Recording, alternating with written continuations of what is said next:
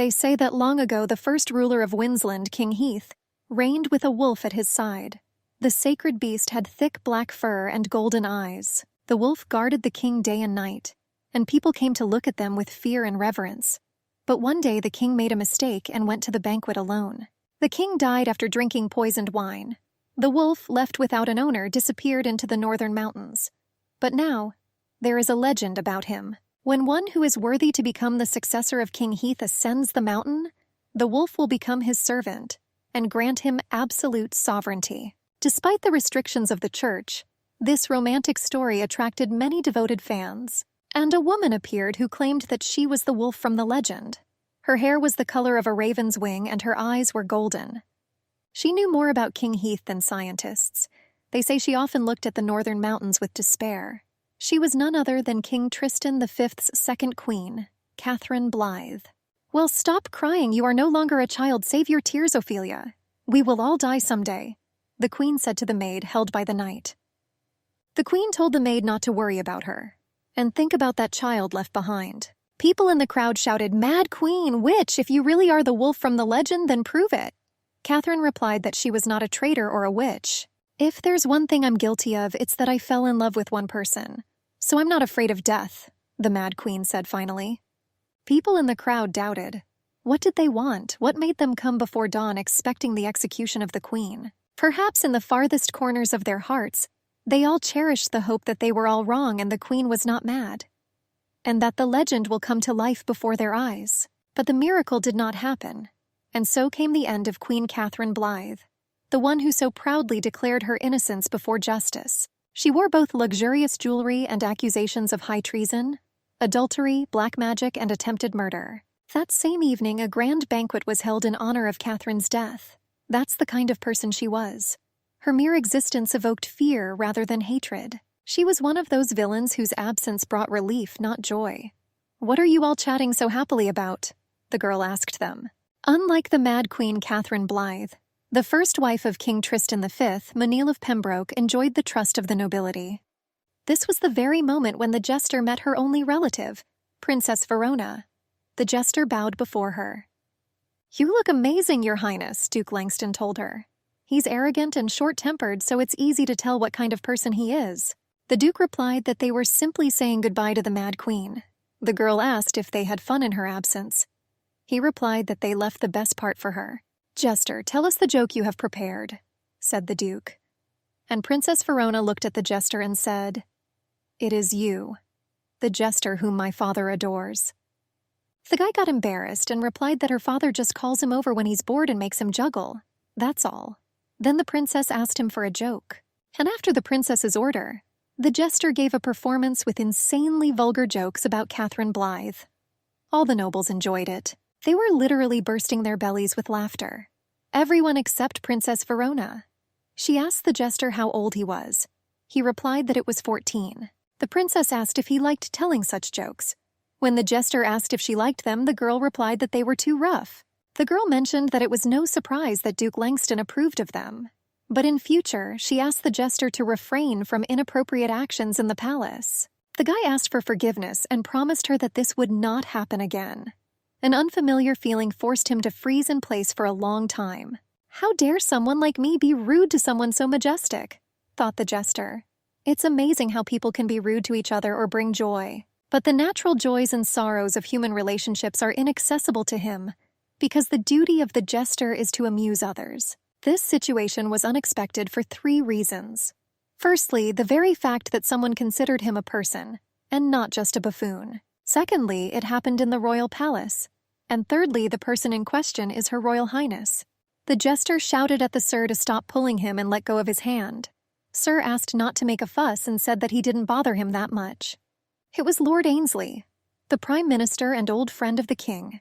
He tops the list of people a jester should stay away from. "So what's going on?" the guy asked the lord. He replied to shut up and just follow him. Lord Ainsley said that His Majesty was upset and he should cheer him up. And he also added that the jester should grab bottles of wine while he was there. Sir was always like this, and it was not for nothing that the jester was wary of him. The king's room smelled strongly of alcohol and there was a lot of broken glass. The king asked who came to him. The jester answered, and the king said that he was tired of everyone asking him to join the banquet, and now they sent it. But the jester replied that he was only here to amuse him. The king asked him to come closer, and he asked what he could do for him in that case. The jester replied that he could do whatever his majesty wished. Then the king asked to show him acrobatic tricks right now. Since the guy forgot his balls, he decided to take the chance to pick up the bottles of wine. But suddenly the king threw a small knife into his hand. "Then use it," said the king.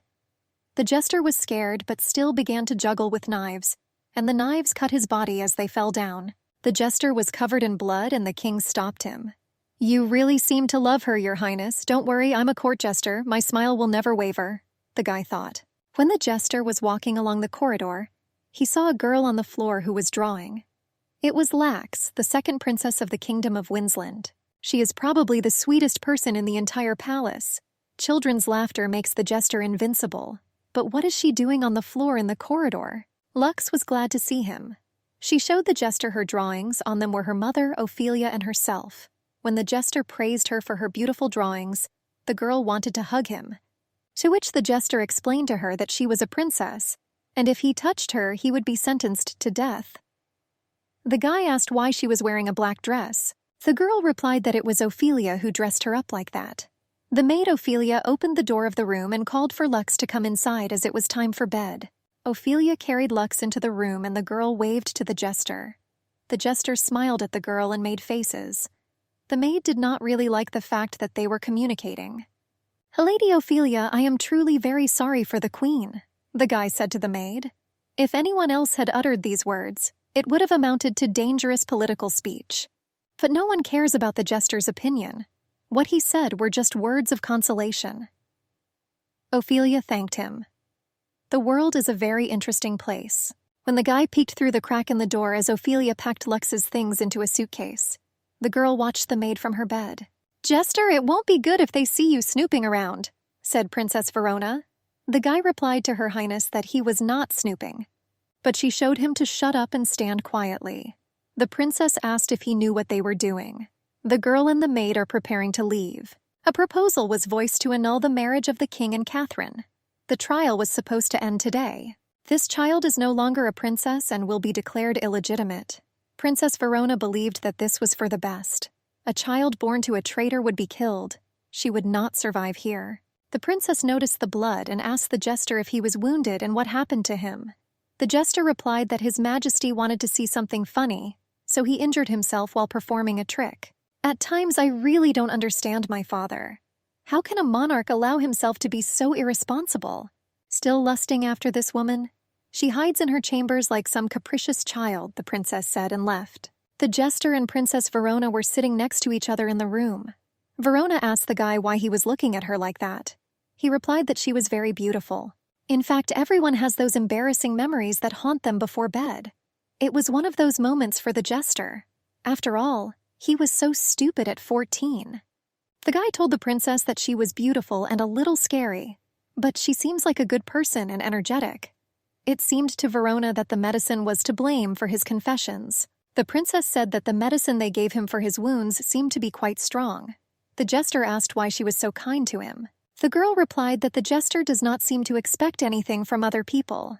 The princess was reading a book. It was a collection of poems by Cicero. She asked the jester if he knew who it was, but the guy didn't know.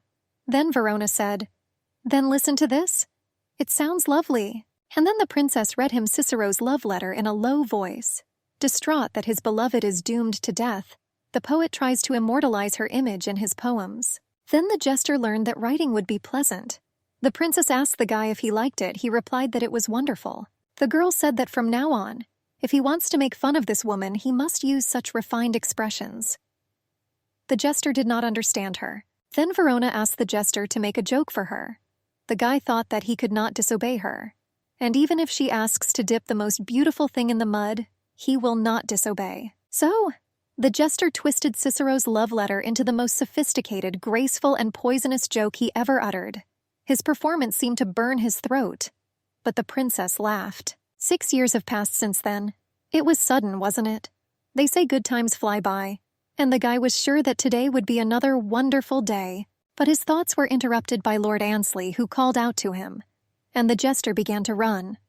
But remembering that in the days of his glory, this man was an outstanding knight, the jester stopped. The jester realized that he would need to entertain the king again, and asked what upset his majesty this time. The lord did not want to answer, but the jester tricked him into telling him. This morning the cardinal had an audience with his majesty. The jester noticed the cardinal's carriage from the window. So from that moment on, the king did not leave his chambers. "My God, he will never change," replied the jester. The lord asked to go with him to the king's chambers since he had told him everything in detail about what happened.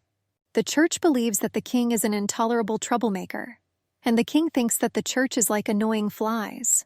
Ever since the first Queen Monil Pembroke fell ill and died, His Majesty had been constantly at odds with the church over women. Catherine Blythe was the one who announced the glorious beginning of this conflict. Sometimes Lord Annesley says through gritted teeth that Catherine took His Majesty's heart with her when she died. They knocked on the door and opened it.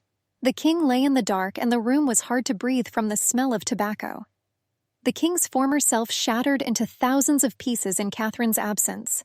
Lord Annesley was horrified that His Majesty had a meeting in 20 minutes, and he still needed to prepare for it and get himself in order. The king did not want to get up. Then the lord asked why he had made a trade deal with Khalid, probably just to get their hands on them. His Majesty replied that Lord Annesley was as annoying as the church. "Why the devil did he forget here?" the king asked the lord when he noticed the jester in the room. The jester replied that he would be grateful if His Majesty would pretend to be glad to see him. After all, he saved his life. The king did not understand what the jester wanted to say by this. Then the guy joked that the door was locked and the king could not get out. And the jester asked why His Majesty was still in his chambers if he had a meeting in 20 minutes. "So you thought a little, Your Majesty. I'm talking about succession to the throne, of course." "You have put it off too long," Lord Annesley finally said. The king replied that he would have to do something. Then the lord asked if he would listen to the church and appoint Princess Verona as heir. But the king replied, "No, not this child." His Majesty used every possible excuse not to appoint an heiress. He claimed that no one could match his excellent rule. But who would agree with this? Princess Verona is the perfect choice. She has already proven that she can be an excellent leader of the nobles, thanks to her eloquence, determination, and determination. Unlike the king, she maintains a strong strategic relationship with the church. However, His Majesty still did not change his mind. But Verona and the others didn't understand why he kept pushing his own daughter away. "She is too much like him," the king admitted to Lord Annesley. But he did not understand who His Majesty was talking about. "For my brother," the king clarified while Lord Annesley helped him dress for the reception and put the crown on his head. When His Majesty and Lord Annesley left the room, the jester stood thinking. It seems that His Majesty is still haunted by the ghosts of the past. Believe it or not, Tristan V, the current king of Windsland, was just a humble second child, the odd one out in the royal family. The heir to the throne was his older brother, Klaus Channing. King Klaus was a great leader. The years of his reign are considered the golden time of Windsland. At that time, neither the nobles nor the church dared to undermine the authority of the crown. Alas, all this is a thing of the past. Our beloved King Tristan V seized the throne, washing his hands in the blood of his brother. Objectively speaking, His Majesty is a pure triumphant. So why doesn't he have the appropriate authority? Late in the evening, when the jester was sitting on a park bench and looking at the stars, Lord Annesley approached him, and the lord said that the princess was looking for him. The jester wondered if Princess Verona might be suffering from insomnia, or is this a Princess and the Pea situation? No, it wasn't a very funny joke. "I said, get out!" Princess Verona shouted at the maids who ran out of her chambers. The jester did not understand what was happening. The refined princess, who never raised her voice, was now screaming and smashing everything around her in the room. "How is this possible?" thought the jester. "This is so shameless. Father has really gone crazy. I can't stand it anymore. If he continues to behave like this, then I won't be able to stay away." The princess cried to the jester. The jester asked her what happened. But the princess continued to lament that the king despises her so much, but is it enough to overthrow her? Then the jester clarified what His Majesty said this time. The princess replied that he completely avoided answering her question, and it looks so pathetic how he clutches at straws to pull off such a vile trick. "Jester, I found the joke of the century for you. Are you ready to hear it?" asked Princess Verona. The guy looked at the girl carefully, and she said with despair and pain, "This child is returning to the palace. Daughter Catherine returns to the palace. How long are you going to delay the announcement of the heiress? You must appoint someone as quickly as possible and restore the greatness of the dynasty," they said at the reception. "I have restored my marriage to Catherine Blythe, and I am going to appoint her daughter, Lux Channing, as princess. She will enter the palace as a potential heir," the king answered them. The ambassadors at the reception were outraged, and the king said that he had not yet appointed Lax as heir. "I am simply giving her a fair opportunity to enter the fight like blood from my blood." Lord Annesley leaned over the throne to say something to His Majesty, but the king said decisively, "My official heir will be announced when Lax comes of age." "Will you reign in anger, Your Highness?" His Majesty did not assume any malice, and he thought about this decision for a long time. Lord Annesley reassured Princess Verona. Verona replied that it must be tiring, constantly running around and cleaning up after her father. Lord Annesley replied that he was simply doing what he had to do. And the jester just stood there and was silent. What was he thinking when he seized power? "I just do not understand. Is this the paradise he dreamed of?" The princess thought out loud. A state in which the nobles are blissful, while the rest of the subjects are starving. Winsland's golden time is past. Now there is nothing left but a beautiful picture. Her Highness admitted that at times she thinks it would have been better if her father had never become king. Lord Annesley asked her not to say nonsense. Princess Verona said that it was just impotent anger, enough to drive you crazy. Then Lord Annesley took the princess by the hand and reminded her of one point. "Do you remember what you told me when we first met? Then I had just returned from the Western expedition, and you learned to speak in whole sentences while I was away. You may have forgotten, but you had the softest cheeks in all of Winsland. I pinched them so often that I was forbidden to see you. The only gift I received from the endless war was the oblivion of that order by His Majesty." Little Verona then asked him, "Should you go to war as soon as you become king?" And young Lord Annesley answered the little girl that there are a lot of rules in this world, and whether to go to war or not, that should be her decision. The girl then said, "I don't want to be the commander-in-chief in a war, but I hate those who don't know how to fight a war." Then Lord Annesley thought, "If time permits, I will serve this man with all devotion." He told this to the princess, taking her hand. The princess calmed down and he added, "Your father sooner or later will realize your value, Your Highness. This is his concern, not yours." As expected of Lord Annesley, he may be as cold as ice, but he always tells the truth. The jester stood there all this time like a fool, but it didn't matter at all to him. When Her Highness told the Lord that he must be tired and could go, he and the jester rejoiced. But the princess asked the Lord to leave her, this child, and leave. Lord Annesley replied that it was too late. The princess said that she understood and that he was afraid of strange rumors that would spread among the nobility. And he is afraid of talking about a frivolous princess spending her nights with a jester. But the princess believed that these were their problems, not hers. At such moments, the jester became incredibly embarrassed. He did not understand how the princess treated him. "Only I can be the one who is angry here.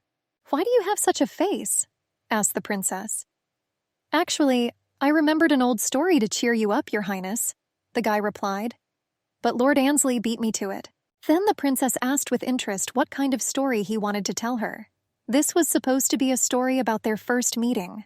The princess told the jester not to worry, because she remembers their first conversation as if it was yesterday. The jester thought how shameless it would be to allow himself to believe that these fleeting kind words were a symbol of her special attitude towards him. Princess Verona replied that she did not know that solace could be found in memories on a night such as this.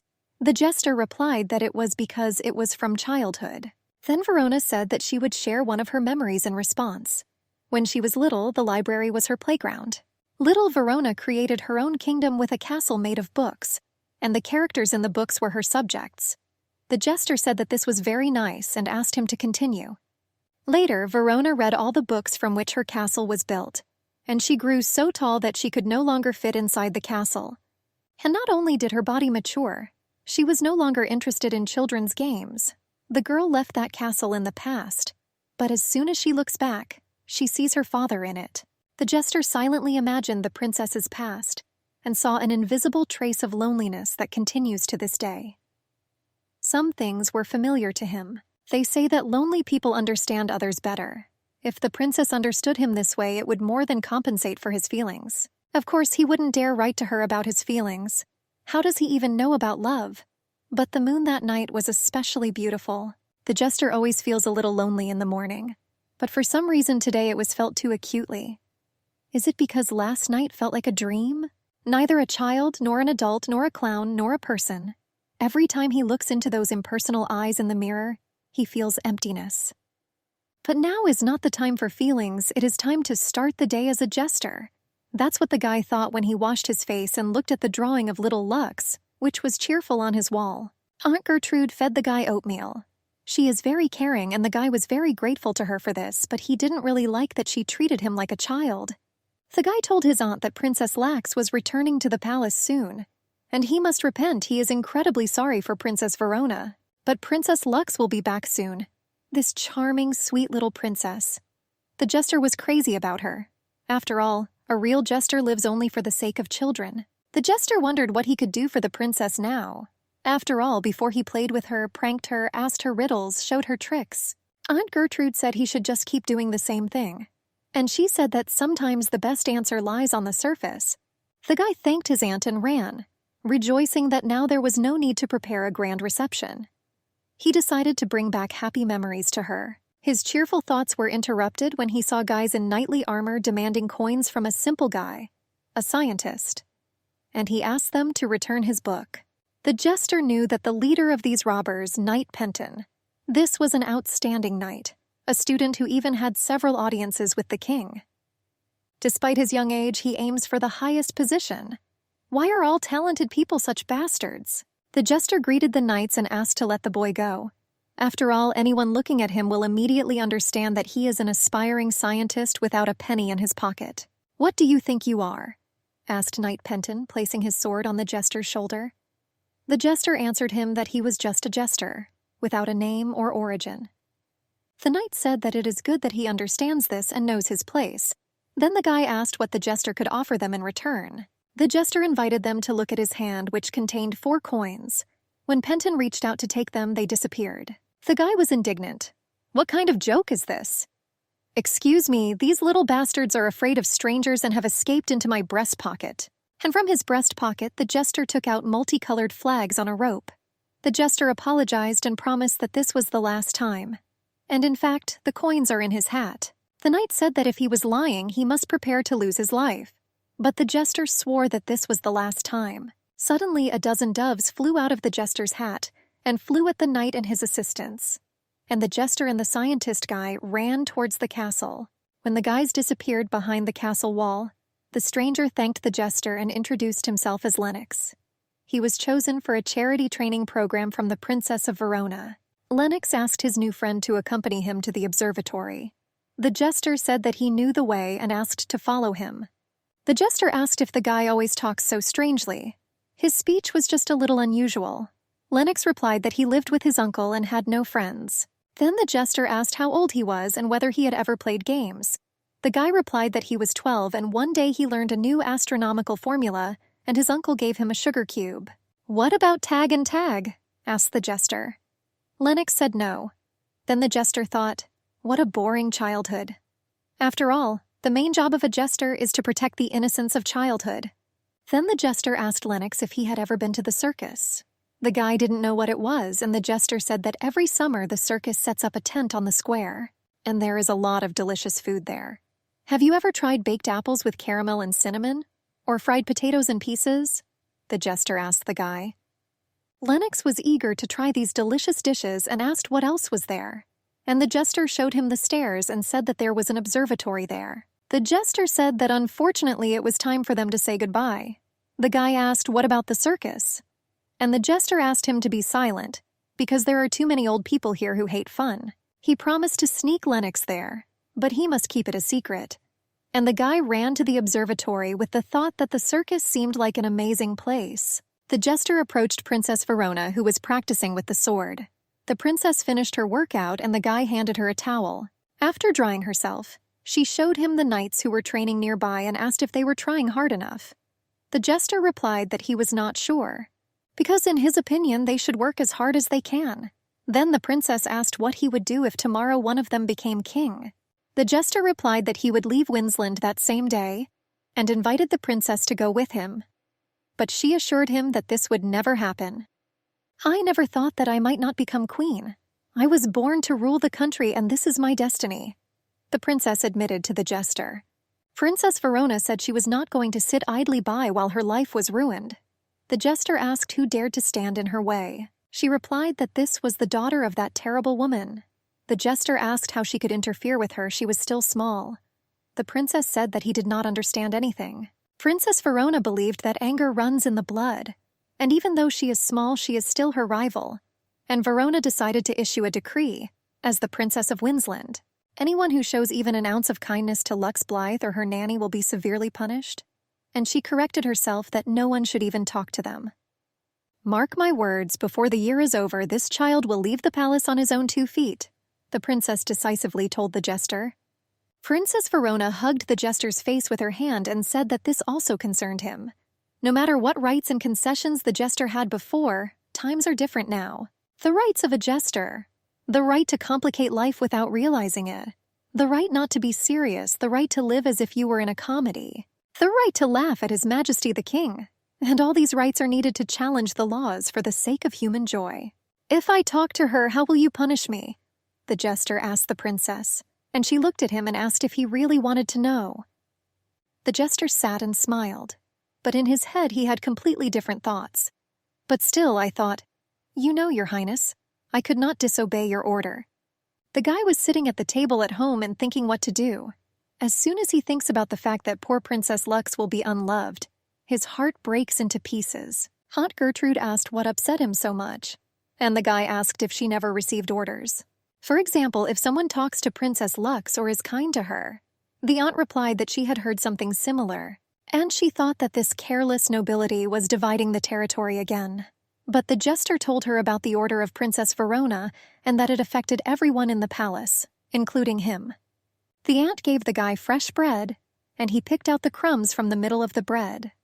The woman said that, as always, he eats bread differently from others. She wanted him to always live the way he wanted, without regard to the opinions of others. The aunt asked the guy not to lose himself because of orders from above. The guy, standing at the castle gates, was thinking, he doesn't have much time left to make a decision. What should he do? It would be wise to heed Princess Verona's orders. But thinking about this, why is he walking along the road leading to Princess Lax? The jester saw a carriage drive up to the castle gates and they opened. He quickly hid behind a bush and watched from there. After the maid Ophelia, the matured Princess Lax came out of the carriage, and all the jester's doubts immediately disappeared. The princess he remembered as a little girl had grown up. The jester shed tears and thought maybe she still remembered him. Although, what does the old jester matter to the princess 6 years later? But nevertheless, the guy decided and came up to her from behind and patted her on the shoulder. The once sweet girl, now an angry young lady, shouted at him that he was a scoundrel. "Who are you, and how dare you touch me?" she added. The guy told her that he was a court jester, and he asked if she knew him. Lux didn't remember him. The jester understood that this was quite natural, and he should not be upset. At the time of their last meeting, she was only 5 years old. What did he expect? Then he introduced himself and asked if she was doing well. When the jester saw the girl and the guy at the gate, he quickly hid in the bushes. Lax did not understand what provoked the jester's behavior. The jester decided that he needed to somehow get out of this situation, and he told Her Highness that the palace was cursed. No one could hear her voice and Ophelia's voice.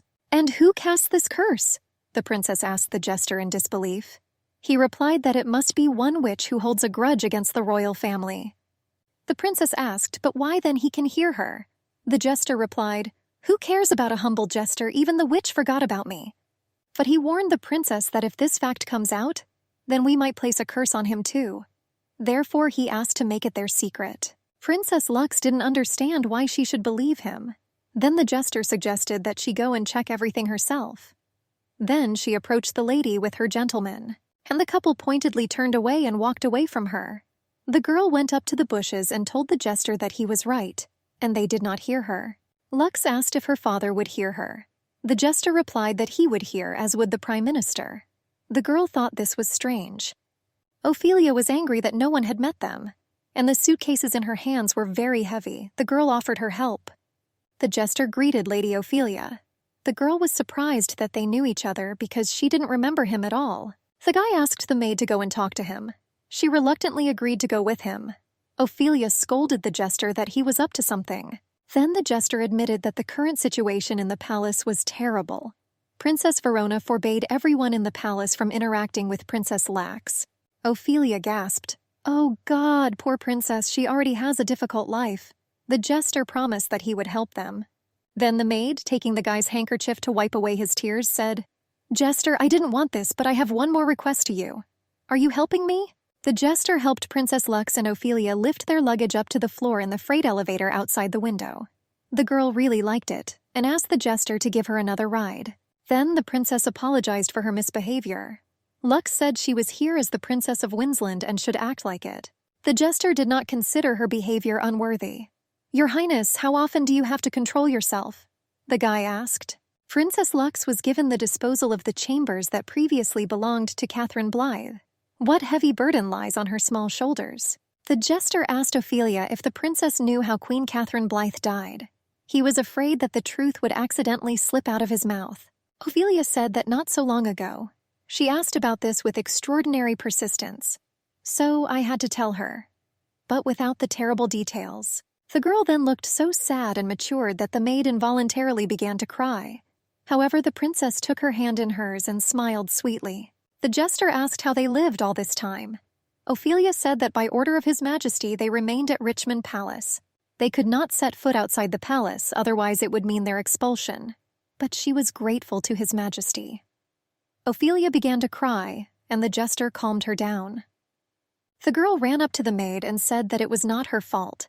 After all, everyone is bewitched, and therefore they do not hear their voices. She told how she tried to talk to people, but they did not hear her. So it's not Ophelia's fault, and she's not being neglected here. As Lux hugged the maid, the jester thought, I could feel the princess suppressing her feelings in the depths of her soul. Only a jester like him could feel this because jesters restrain themselves day after day, and so on ad infinitum. What do you think, jester? Which of these three girls has sunk into your soul? Asked Princess Verona, stroking the head of the jester who was sitting at her feet. The jester replied that they were all very beautiful. But the princess insisted that he choose the one whose sight makes his heart beat faster. The guy chose the middle girl out of three, but he did not understand what was happening and why he was choosing. The jester asked Her Highness to explain to him what they were doing. Then Princess Verona told him, "Since I don't yet have the opportunity to ascend the throne, then why don't I choose the next queen myself?" And the jester was supposed to choose which girl. The man's heart began to flutter at the sight of which girl. The jester understood that the princess was acting behind His Majesty's back. He did not like these political manipulations of the princess, but the jester could not do anything. He had no choice but to follow her. Verona looked at the jester's chosen one and thought. Then she noticed the red-haired maid and called her over. The princess forced the jester to make the final choice. Of the two girls, the jester chose the first, but the princess did not pay attention to her. She approached the maid and asked her name. Her name was Annette. "My mother had the most beautiful hair. They were the color of tea with milk," said Princess Verona, brushing her maid Annette's hair. The maid replied that she had seen portraits of the queen and that she was truly beautiful. Then she corrected herself that she was not beautiful, but she is. Princess Verona said that Annette's hair needed to be lightened. The girl was worried, but Verona said that she had nothing to worry about. She will just need to apply a little fruit wine to her hair and stay in the sun for half a day. "You will become the king's wife, Annette. Don't you think you should look more appropriate?" Princess Verona said to the girl who had doubts. "Is she really coming?" asked the jester, watching them all this time. He told the princess that the girl looked a little naive. "And how can she charm His Majesty?" asked the jester, watching how the girl looked at the expensive boxes. Princess Verona replied that this was precisely why she chose her. The girl should be helpless. It is then that she will know that she will not hand it over when she becomes queen. Verona had confidence in this simple maid. "Is there even a drop of cunning or guile in this girl?" the princess asked the jester, but they still had a lot of work to do to make her a queen. Annette and the jester were sitting in the garden in the sun, lightening the girl's hair. The guy offered to change her towel so that her dress wouldn't get wet. The jester suggested that she bring her something to drink or an umbrella, because the sun was quite bright. But the girl refused. After all, the hair will then lighten unevenly. The guy told her not to worry. After all, it's already a pretty cute color. Annette wanted to look, and the jester gave her a mirror. But for some reason, the girl became sad. And then she told the jester that the reason was that she had lost her resemblance to her mother. Her grandmother said that her hair was like the most beautiful things in the world. Ripe apples, the glow of the sky before sunset, the crimson leaves of a maple tree on autumn days, cheeks of lovers, added the jester. The girl smiled. She found traces of her mother in all these things. The jester asked if she was offended by the princess, but Annette replied that she was not at all offended, and she would be embarrassed if her portrait was painted. After all, in the history of the kingdom, there have never been red-haired queens. The girl admitted that she had truly difficult times when she first settled in the palace. There was always one task or another that needed to be completed. And one day, when she was assigned to carry tea for the elders, she fell and spilled everything on the princess's skirt. Annette thought that she would be kicked out of the palace that same day. But Princess Verona told her to be careful and asked if she was hurt. "The princess is truly a wonderful person, do you agree, Mr. Jester?" asked the girl. "Of course she is a little scary, but if one day you get to know her, you will see what a kind heart she has," answered the jester. And Annette agreed with him. Annette asked the guy if he wanted to please someone from the bottom of his heart. He replied that he was a court jester and always wants to please everyone. But the girl meant it sincerely. The jester answered yes, but he thought to himself that he had amused many nobles. But there was one smile that he always longed to see. Even though he couldn't say it out loud, he wanted to see Her Highness smile. "I want to make her laugh," Annette suddenly said. "I wish the princess universal happiness. This will make me happy too," the girl admitted. "That's right, Annette. My feelings are exactly the same." The guy did not dare to say. The jester thought, Annette made such a pure and decisive confession requiring no further explanation. He wanted the same. When there was a knock on the door, Ophelia answered. It was a jester. He came to visit them. The maid said there was no need for that. And yet he came to visit Her Highness, Princess Lax. The jester noticed that the girl was very sad. She sat on the floor and played cards. The guy asked Ophelia if they had met His Majesty. The maid asked not to mention His Majesty in front of Princess Lax, since the king has not shown his face since they arrived, and the girl had to sit all alone in the huge dining room. The jester thought how His Majesty managed to fall lower and lower every day. "I'm already tired of this amazing ability of his to endlessly escape." Ophelia shared with the jester that she did not understand why he was doing this to them. She thought he was finally ready to accept Princess Lux as his daughter. The jester approached the girl and asked what she was doing, and she asked him why she was here. The guy replied that it was because she was the Princess of Winsland. And Lax said that she was not talking about the palace, but about why she was here in this world. And why was she even born? The jester did not understand why she had such thoughts. The girl asked the jester if he was the one who said that the curse did not apply to her father. "At the end of the day, we both live in our own worlds, separate from each other," Lux said. The jester believed that the princess should not suffer from such treatment. She should have been greeted by a soothing warmth, not deafening silence. The princess said that the dining room was cold without a lighted fire. The chair was very heavy, no one moved it for her. And the food they were served was terribly cold and tasteless.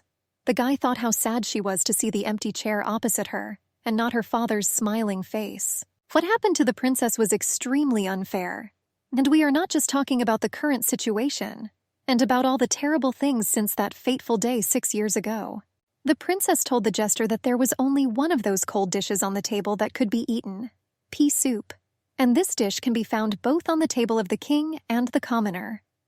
"Then I wondered how good this soup is for people who can't afford to let even one log go to waste," Lax admitted. The princess silently looked at the floor, knowing that there were many unheard voices. She had already found the answer for herself.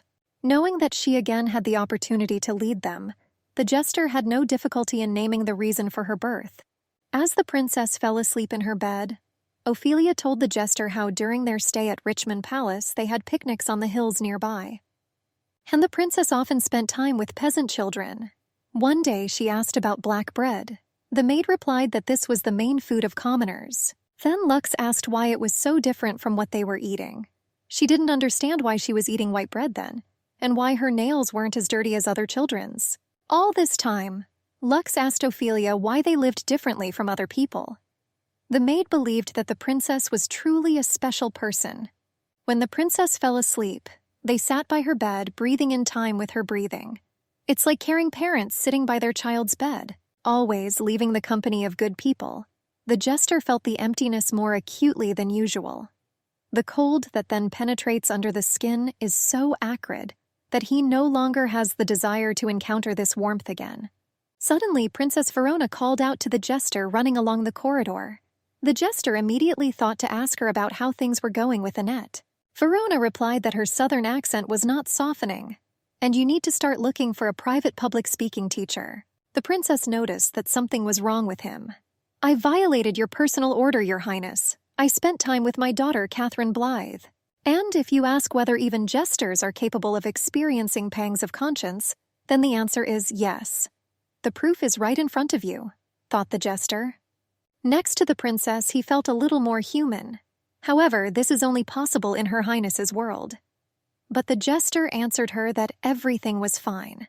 The jester asked the princess if she would go to bed now. Verona replied that she was completely exhausted. The Duke of Langston and the Marquis of Canford engaged in a power struggle, and these two have no sense of proportion. But the princess reassured the jester that it was just a little comedy to prank her father. As you know, he still wants to meet alone with Catherine Blythe's daughter. Can you believe it? In fact, it's not even funny, said Princess Verona. At that moment, the jester realized why everything had gone wrong. This is the reason why His Majesty missed dinner, the jester burst out. Princess Verona asked how he knew about this. The jester said that he heard about this from some maid, and they went to their rooms. And on this note, the jester had to swallow the questions that were not asked to the princess, which were stuck in a lump in his throat. But he is her jester. The next day, the jester visited Annette along with Princess Verona. The girl looked great with her new hair color. Verona placed in front of Annette a large stack of thick books that she needed to read by the end of the week. The girl was perplexed by the amount of work. The princess asked to pay special attention to the plays and poetry of Cicero. She wanted the girl to learn them by heart. After all, the princess's mother could immediately recite any of Cicero's 154 short poems. The girl said she would try. Then, the princess noticed that Annette was wearing a blue dress today and asked her to choose a white or ivory dress from now on. And if there is no such thing, they will sew one for her. And now, the princess invited Annette to take a fan lesson with her, which will allow her to express her feelings without words. The princess asked the jester to play the role of her father. So your father noticed you from across the hall. What will you do? Asked Her Highness. The girl couldn't get ready for a long time, the princess insisted. Annette, covering the lower part of her face with a fan, made the sign, "Come and talk to me." Princess Verona praised her. Fine. My father is coming to see you. There are many other ladies in the ballroom, but my father's gaze is directed only at you. No matter how enthusiastic he looks, you must remain restrained, Princess Verona taught her. What is your name? The jester asked her, playing the role of the king. The girl replied that she was Annette and laughed. She felt funny that this was a jester in the role of His Majesty. Verona scolded them and asked them to be serious. Then they tried again. The jester asked her which house she was from. The girl replied that she was from the family of Baron Celestine. Annette showed with a fan that she was single and not in a relationship, and she told His Majesty that it was a great honor for her to get to know him better. The jester in the role of the king said that the night was incredibly beautiful today, and offered to admire it with him on the balcony. The girl didn't know what to answer, and Princess Verona asked if she thought it was too vulgar to express her love like that at the first meeting. This will only discourage the king's interest. The girl apologized and asked for a gesture indicating refusal. Verona asked if she planned to turn down his proposal. Annette was confused. The princess asked to remain restrained. Verona then replied that this would not help her move forward with His Majesty. Princess Verona took the fan from her and said that she would show her the gesture, but only the refusal could be used later. And she showed with her fan, "I will wait for you." The jester was heading towards Princess Lux. He wanted to show her a puppet show. It's been a long time since these toys came out for a show. The guy noticed Lord Annesley standing near the princess's door. The jester crept up and scared him. The lord got angry and yelled at the guy. The jester asked the Lord what he was doing near Princess Lax's door. After all, by her order, Princess Verona forbade everyone to communicate with Princess Lax. The Lord knew about the order but still came to visit the princess. The jester was glad that he was not mistaken about people. The guy promised the Lord that he would not betray him to anyone. Then Lord Ansley asked what he was doing here. To this, the guy honestly answered that he was going to meet the princess. The Lord called him a daredevil, and the jester called this the jester's right and asked what he had to protect himself. The Lord was annoyed by the jokes of the jester. Just as the Lord reached to open the door to Princess Lux's room, the jester said, "Oh, greetings, Princess Verona." He joked again about Lord Ansley.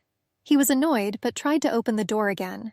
The jester warned him not to be too upset if the princess did not recognize him. But as soon as Lord Ansley opened the door, the girl immediately recognized him and smiled sweetly. She was very happy to see him and called him by name. The jester was very upset that she did not recognize him then, but she did recognize Lord Ansley. Lux told the Lord that she could not forget the face of the one to whom she owed so much. Ophelia thanked Lord Ansley for the gifts he sent every year on the princess's birthday. Lux is absolutely in love with the latest dress. Lord Ansley apologized for not coming to see them at once, and now he came for a short time. The girl said she understood. This is because he doesn't want to get caught by the witch. The Lord didn't understand what she was talking about. Then the jester quickly intervened in their conversation. He explained to the Lord that if the witch realized that he was immune to her curse, she would use a stronger one. The jester had to explain in more detail about the curse that prevents anyone from hearing the princess's voice. Therefore, they cannot even answer her, and the princess feels like everyone is ignoring her. When the Lord finally understood everything and joined the jester's game, he greeted Her Highness and congratulated her on her return to the royal palace. After Lord Ansley left, the jester showed the princess what he had brought her. He said that when she was younger, she really loved these puppet shows. The jester said that at first glance, this may seem like a trivial game. However, this is a real masterpiece, skillfully showing the problems of the aristocracy and commoners. The girl couldn't believe that she liked this, and the jester said that she simply adored his performances and asked him to repeat them. "Princess Verona, how are you?" The jester heard Lord Ansley's voice outside the door of Princess Lax's room. Princess Verona replied that everything was fine. "What were you doing here, Lord Ansley? Didn't you just come out of this room?" Princess Verona asked him. Princess Verona asked Lord Ansley to answer her honestly. "Before you entered this room, did you know who now lives in it?" The Lord was silent. Then the princess asked again whose chambers these were. Lord Ansley replied that these were Princess Lax's chambers. Verona asked if he came here to see this child, but he replied that he did not come here of his own free will, and by order of His Majesty, to notify her of her mandatory presence at the upcoming ball. The princess clarified whether he came here just for this reason. "This child is getting too much care. I haven't seen the jester often lately. Do you know where he is?" asked the princess. Lord Ansley was stalling for time, and Princess Verona suspected something was wrong. She decided to check out Lux's room herself. Then the Lord stood in front of the door and said, "This child has a fever and cough. You might get infected." The princess replied that everything would be fine and asked him to leave. But the man did not back down. Then the princess said that she was tired of pretending to believe his lies because of her childhood affection. But now he was testing her patience. When the princess entered the room, Ophelia greeted her and asked if she was in good health. The princess replied that she learned that the child was sick and decided to come in. Verona wanted to go to the little princess, but the maid asked not to do this since Princess Lax was now unwell and had a fever. But Verona did not listen. And standing by my stepsister's bed, I thought, so this is my rival? I haven't touched a hair on her head, and she's already withering on her own. The girl touched the princess's hair and had the feeling that she was looking at a ghost who did not die, even if you killed him again. Verona said, "I can't wait to see how strong her blood is in you," and left. Ophelia told the jester that he could crawl out from under the bed. "My heart is still beating wildly.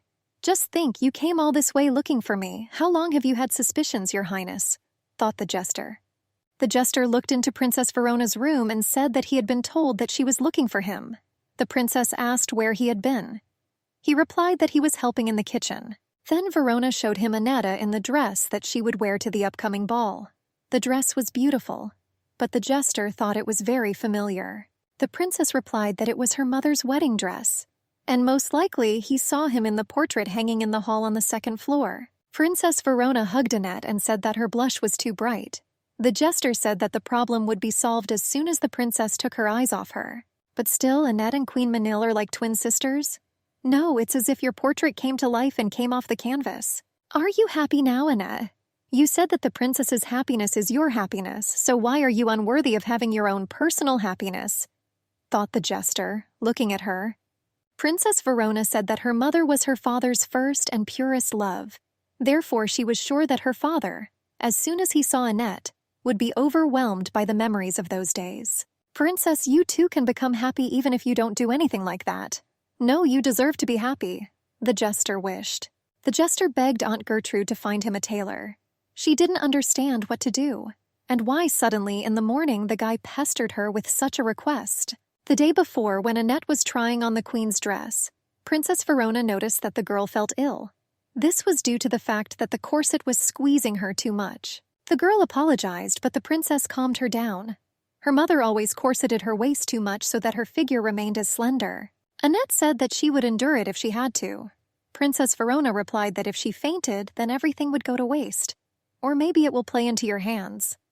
When the princess said that all the tailors were already busy, something came over the jester, and before he realized it, the words themselves came out of his mouth.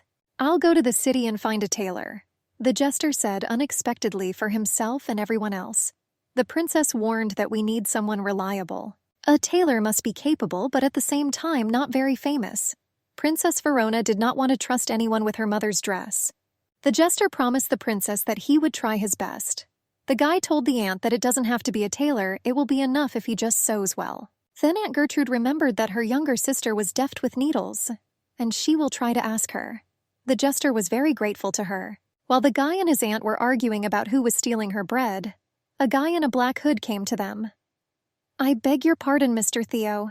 I hope you will be in my position, said the aunt. And at that time the jester ran out of the house. After all, this is a royal palace after all, a place where conspiracies and tricks run rampant. Jester, do you believe in God or a wolf? Asked Princess Lux. The jester asked again. Then the girl explained that some people say, I swear to God, while others swear by the wolf. The guy replied that he uses both options, but the second option is more often used as a vernacular. The princess asked why all the children she met in Richmond spoke like that. The jester replied that this was because the common people liked the legend of the wolf better. Lux asked why that was, and the guy replied, the more difficulties and adversities one encounters in life, the more one wants to believe in stories of this kind. So amazing, isn't it?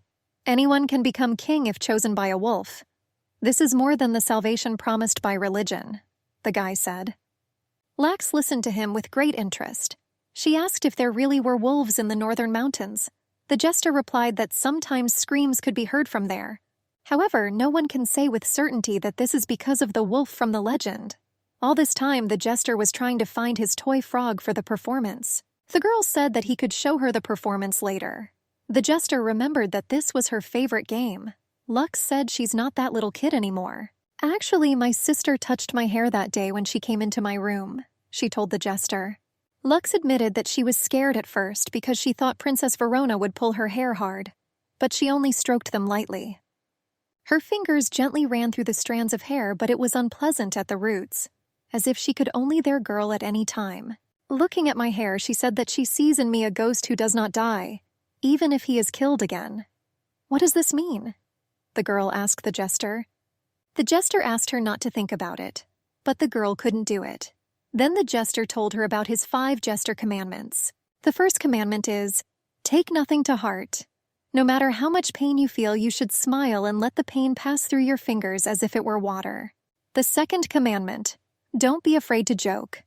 The third commandment, don't limit yourself to creating riddles, become one of them. The fourth commandment is, thou shalt not try to be more than a buffoon. This means know your place. By following it, the jester will be able to live a long life and continue to play with the princess. And the fifth commandment, give your king loyalty but not your soul. If you break this commandment, then the tears will never dry in the eyes of the jester, and crying jesters can't make anyone laugh. It was a warm day and the jester was watching from the window. Lately he had often seen this scoundrel alone with his majesty. At first there were greetings on occasion, then they became closer, and now it seems they are already going on a joint hunt. Princess Verona asked the jester why he was so interested. Approaching the window, she noticed them and asked who it was. The jester replied that this was Penton the squire, a disciple of noble blood under the night. Verona replied that discipline at the royal palace was rather weak. Therefore, even worthless beginners act as they please. The jester agreed with her. Verona took the guy out of the room. The jester saw how upset the princess was. Usually in such a situation, the successor supports the king. However, today everything is different. Some unknown knight shamelessly took the princess's place. Once His Majesty's stubbornness falls, Princess Verona will be able to concentrate on important matters. The princess praised the jester because the tailor he found had done an excellent job. So the princess even wanted to reward the tailor later. Annette was delighted that she could breathe freely in the dress. The princess did not like the girl's behavior, and she considered this her bad side. The jester told the princess that Annette was quite smart and not bad, but Verona believed that she should not behave like that around her father. The jester assured her that Annette was capable, and everything would be fine. Princess Verona taught the girl to lower her shoulders and keep her back straight, so her neck would appear longer. The princess told everyone to come to the banquet in red. That's right, Annette will definitely be the center of attention. Verona saw this scene very clearly. A stranger with porcelain skin who appeared at a red ball. Everyone will talk about her being the reincarnation of the late Queen Monil, and His Majesty will certainly become numb the moment he sees her. After all, the flame of his first love has not yet subsided. It's like going back to the past where it was more wonderful and simpler than now. Annette's task was for him to simply remember her name. If it works, then this will already be half the success. This was truly a cleverly crafted comedy. Annette really looked a lot like the late queen. The princess said it was time to start learning the waltz. She called Annette to come to her and called the jester as a partner. The jester hugged the girl by the waist and asked her not to think of him as a man, so that she would not be embarrassed. They danced, stepping on each other's feet. Princess Verona got tired of this and she pulled the jester out of the couple and spun him around in a dance. The jester opened his mouth in surprise and pleasure. He looked at her straight eyebrows, smooth, neat nose, and moving lips. Every time he becomes hostage to her beautiful face and her gentle voice. The music whispered its melody to him and he was surrounded by the colorful colors of a kaleidoscope. Every moment was like a work of art come to life. Then when the present time seems to stop, the present becomes a collection of countless infinities. "What are you thinking about so seriously?" Verona asked. "At the moment I'm only thinking about you, Your Highness," the jester thought to himself. "His Majesty had a nightmare," said Aunt Gertrude after they heard the scream. The jester offered his help, but the aunt said that several people were already there. Suddenly, a boy approached them with blood running down his cheek. He said that it was His Majesty who threw the glass at him, and the king ordered the Prime Minister to be brought to him. But the problem was that he had already left. Then the jester told the aunt that he himself would go to the king, adding that she need not worry about him after all, he is a buffoon. When the jester approached the king's chambers, several servants were already standing there. He was told that he was just in time. If he succeeds in calming the king, he will fall asleep. The jester entered His Majesty's room. The king immediately told him to get out, but the guy replied that he had come to help him. Then the king said that he needed Louis.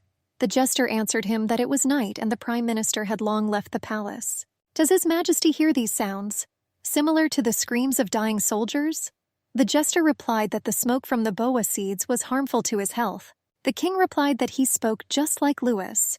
If the Prime Minister had been here, he would have personally taken the phone away from him. "You can try to do it yourself if you don't value your life," the king suggested to him. "The road, very road," answered the jester. "Do you want to say that your life is more important than my health?" the king asked indignantly. Then the jester reached for his pipe, but the king hit the guy sharply, protecting his pipe. The jester flew to the floor holding his cheek, which was hot from the blow. While falling, the guy broke the hookah. No matter how hurt and offended the jester was, he got up from the floor and offered the king a glass of water, saying that his mouth must have been dry. What is going on in His Majesty's head? As a child, the king, born weak, periodically suffered from illness. Unlike his older brother, His Majesty, who grew up a quiet boy, changed nannies as often as he changed clothes due to his sensitive nature. Therefore now, alone in a dirty room illuminated by moonlight, this man fights numerous monsters. Looking deeper, you can see the remains of someone who was broken long ago. The jester held no grudge against His Majesty as he walked down the corridor, covering the wound on his cheek with his hand. But others cannot understand him. The melancholy of His Majesty raised the ears of the entire castle, while the tears of the jester are unnoticed, and then completely disappear without a trace. The jester noticed that there was someone in the kitchen. It was already late at night. It was the same thief of Aunt Gertrude's bread. The guy took off the thief's hood. "Princess Lax, why do you need so much bread?" the jester asked in surprise, not expecting to see her here. "I'm glad you came." "I just need your help," the girl answered. The jester asked the princess what she was doing here. "And isn't she satisfied with her dinner?" Princess Lux just pointed to the bread on the shelf. The girl asked him to take out 2 more loaves and cut them in half. This way they will be easier to transport outside the palace. The guy was outraged at how dangerous it was. The girl replied that it was not dangerous because she was returning before Ophelia woke up. The girl is going to take this bread to children from Richmond. Children living in flimsy shacks on the outskirts. Before this, they had never even seen such bread. "People in the palace don't notice me no matter what I do. I decided to use this opportunity to do as I wish," the princess admitted. Seeing the princess filled with a passionate desire to help someone, the jester thought that she was shining, and he decided to help her. Took out and cut the bread. The princess turns curse into opportunity, silence into communication, and night into day. As long as princesses like this exist, how can you lose faith in the royal family? As they crawled through the hole in the fence, Lux noticed a wound on the jester's cheek. The girl apologized to him for her father. The jester replied that it was not her fault.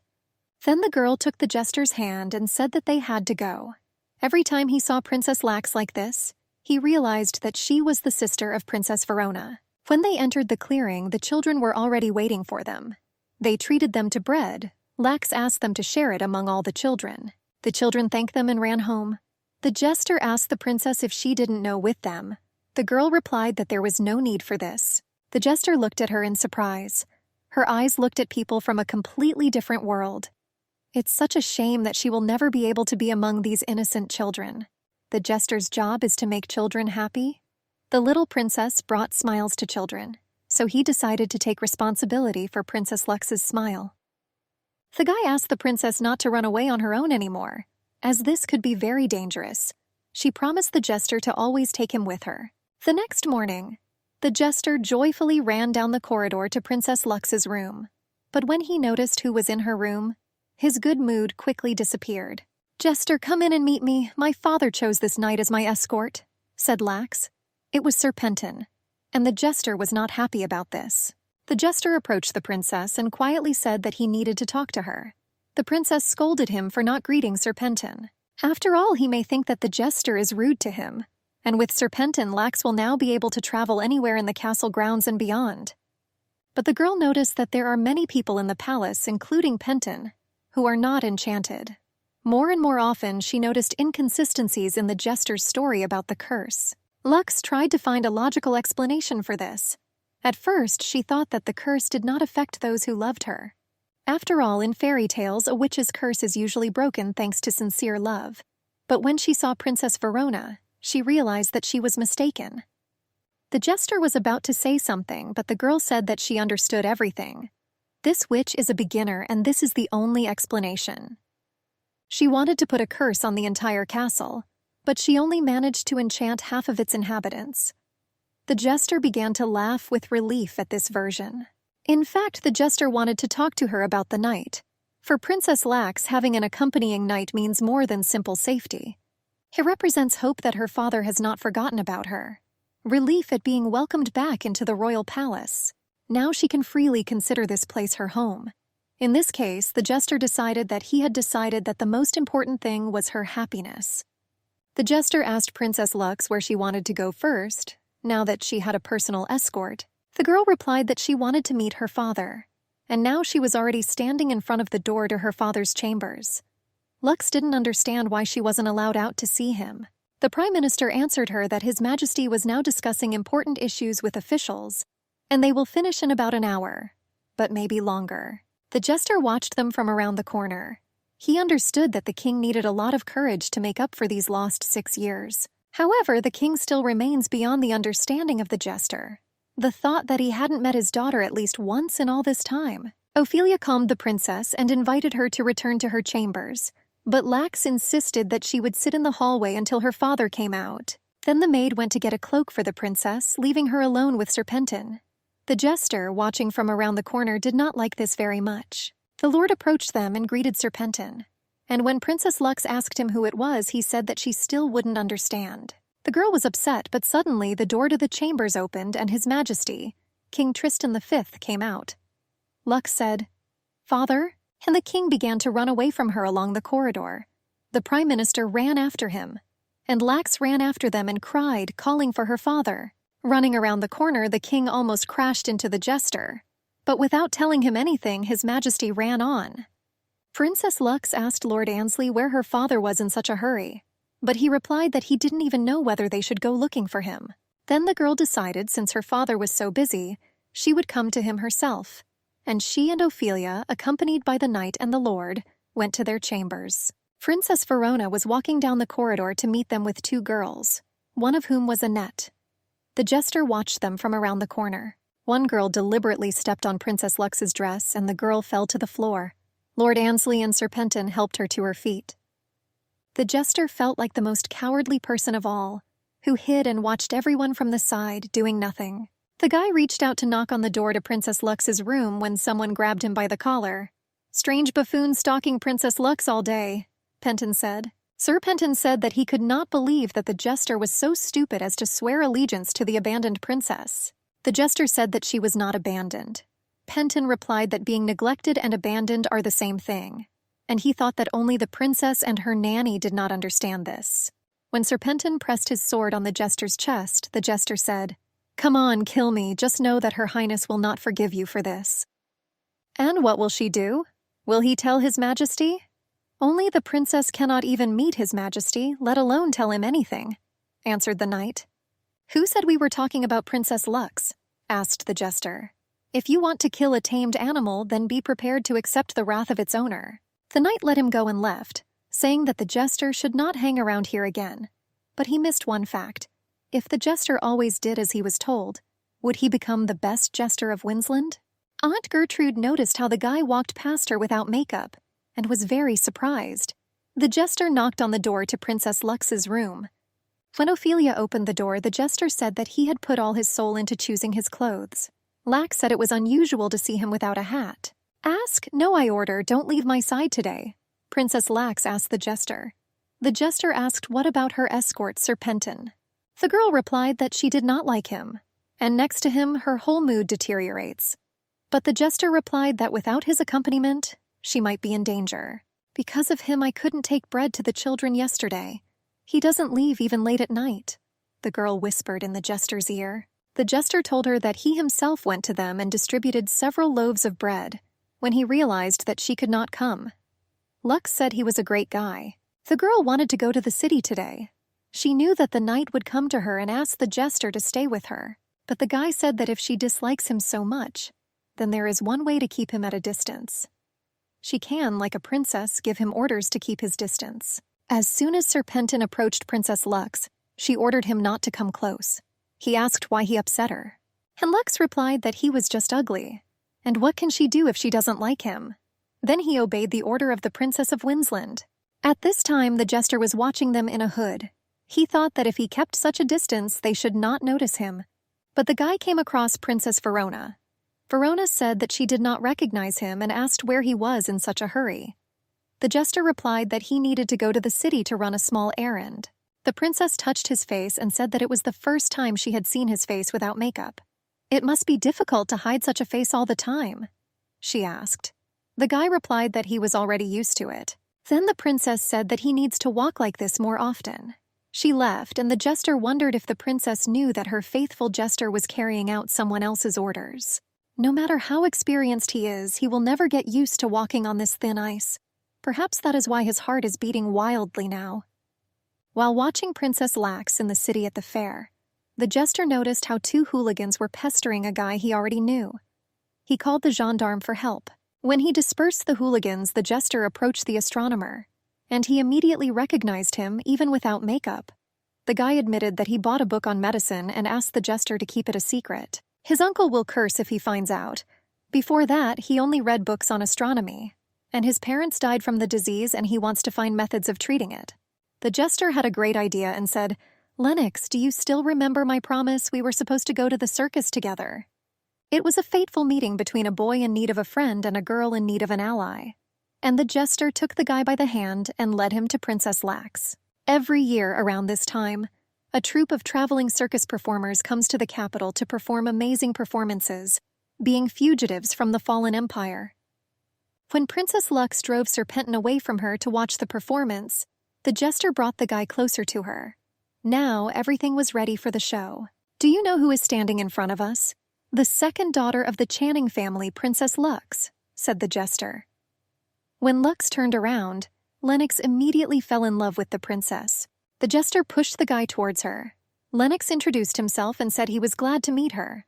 Lux was glad that he too was not bewitched. The guy said that he was an astronomer and was studying in the royal palace by the grace of Princess Verona. The princess was surprised by this fact. "Are you really planning to become the best scientist by gathering all your competitors and destroying them?" asked the princess. Then the girl said something else about black magic. But Lennox replied that Princess Verona wished to train teachers for the commoners. "But isn't this a good thing?" Lax thought. Then the princess asked the guy how he thought good people could do bad things. For example, her sister, is she a good person?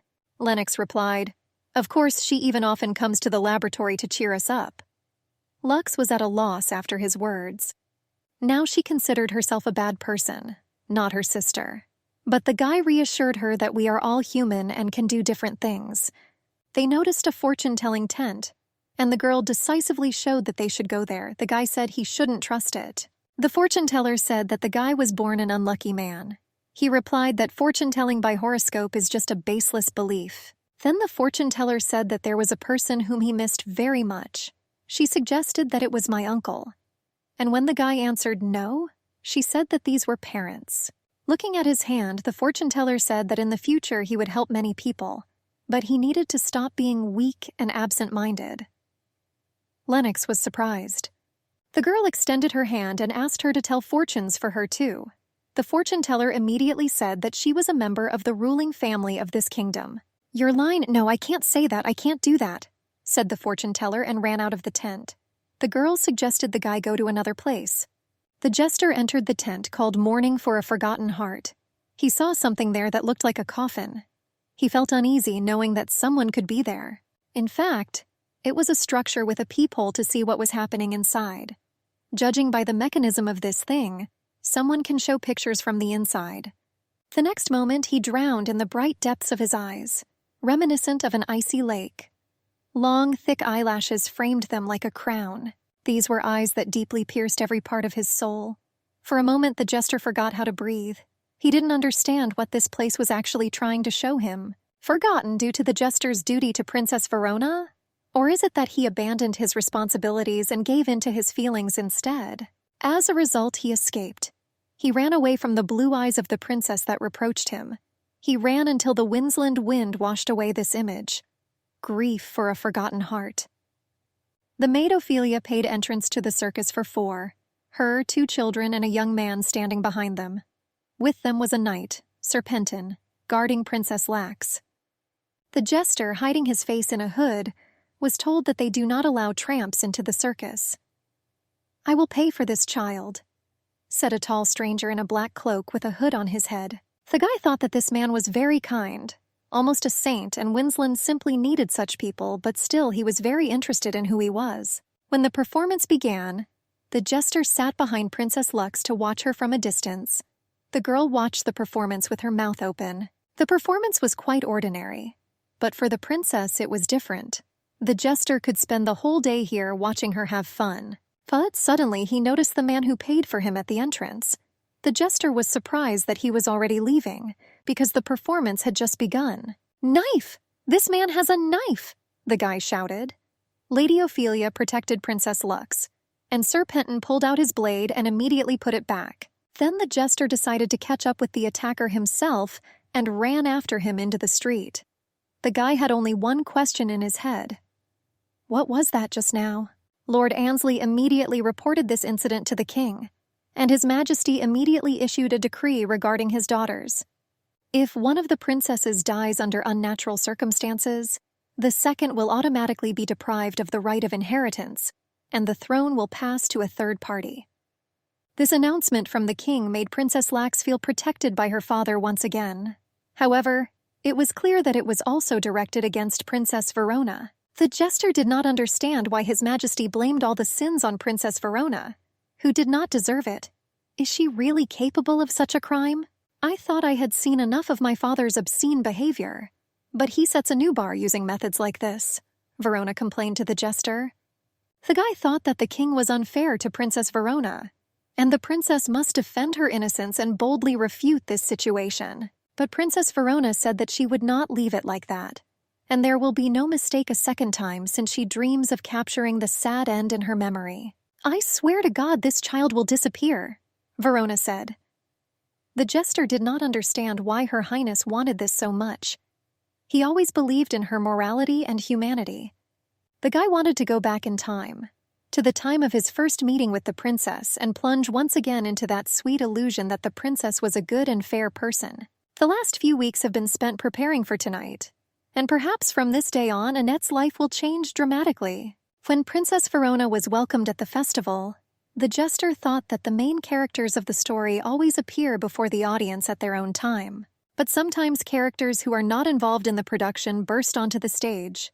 Everyone turned their attention to the little princess and her maid. Don't be sad, Princess Lux, you are the only one who can move freely around this crowded ballroom, thought the jester.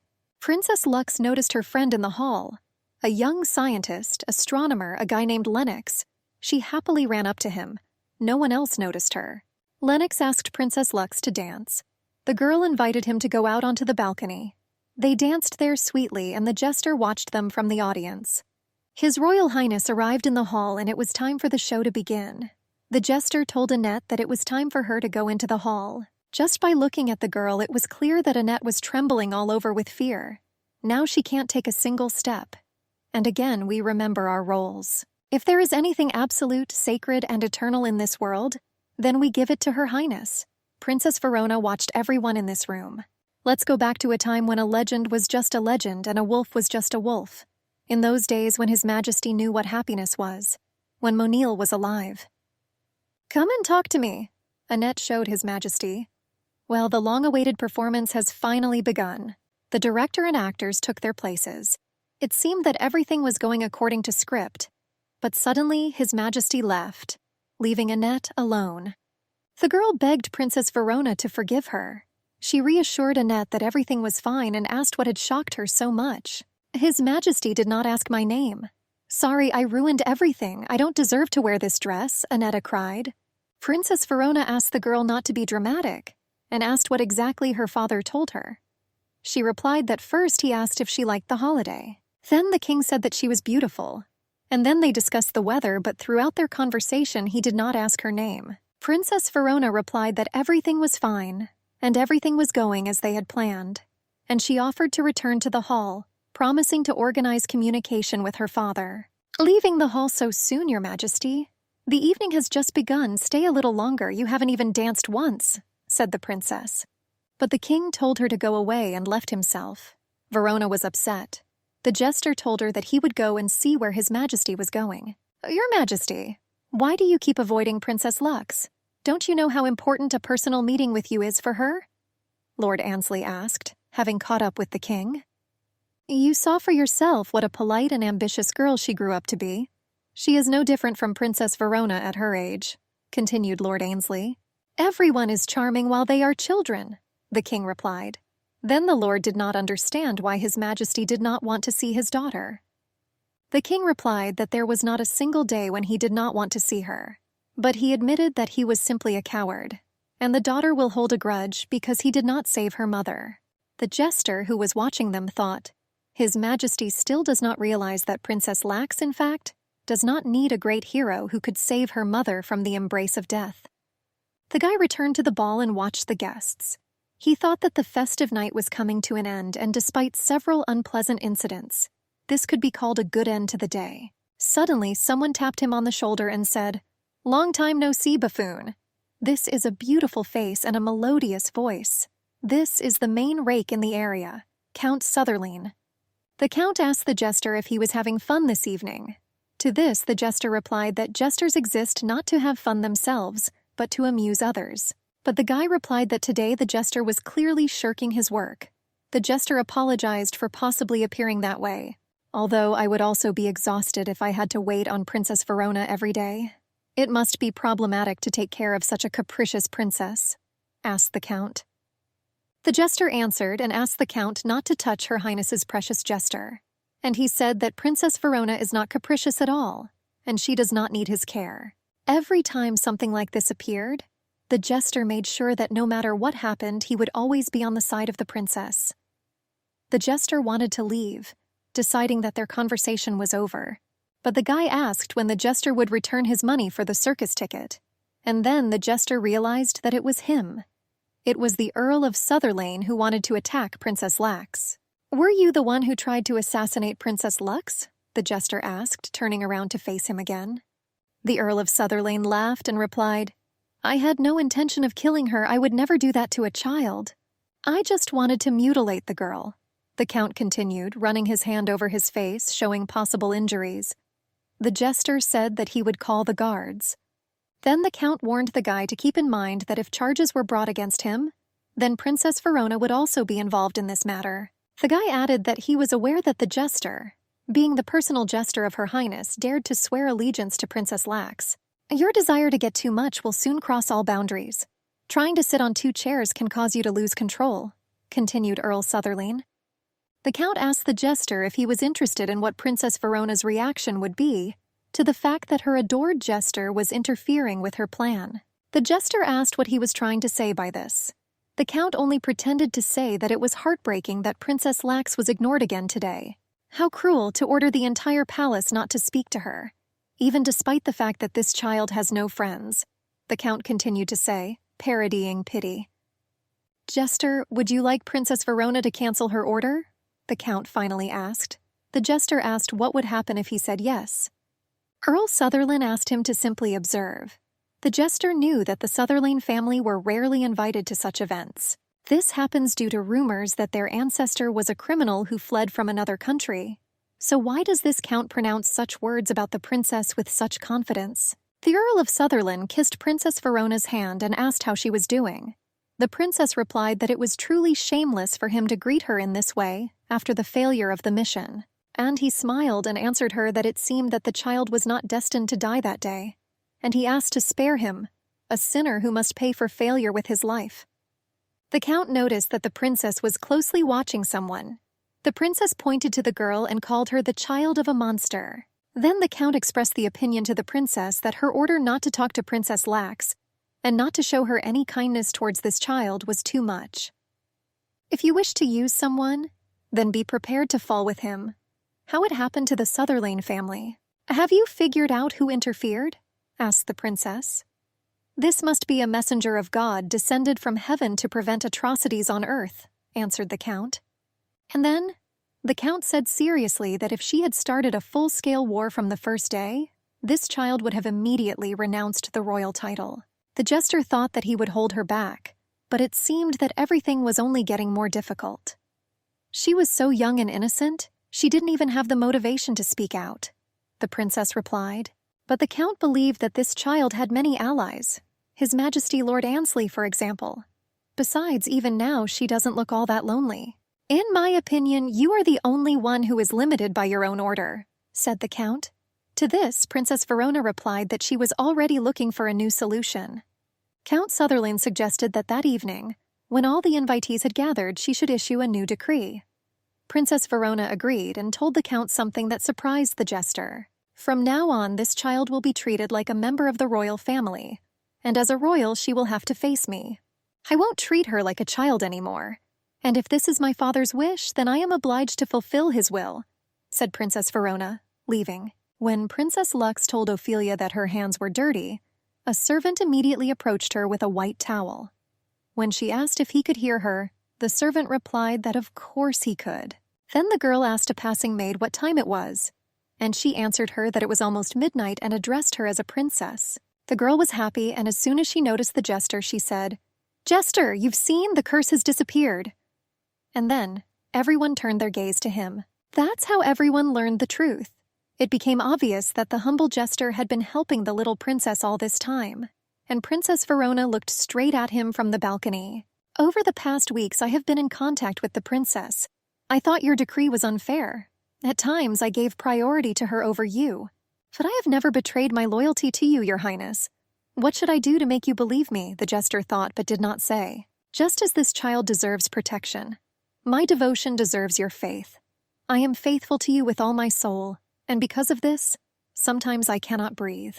Princess Verona asked the jester to look at her, and admitted that she had doubts, but nevertheless she gave him chances. "Countless times you have had the opportunity to come and confess, but you didn't say a word. Why did you do this?" asked the princess. The jester replied that this was his duty. Princess Verona asked that it was his duty to be kind to all children, even if it was the child of a dissolute woman. He answered yes, because it is important to experience the kindness of the world at a young age. After all, she herself also showed him her kindness. And if she had not done this, then how could a simple court jester dare to call himself the princess's man? Verona asked if the jester had forgotten that she could deprive him of his head, but the guy knew that she wouldn't do it. Then the princess admitted that she was furious that he had done this. Princess Verona was informed that His Majesty had again found errors in her project about the poor. She understood that her father was waiting for her to make a colossal mistake. And this will continue until this child grows up. Fury makes her lock herself in her chambers and rush around in anger. Is there another way to release this pain?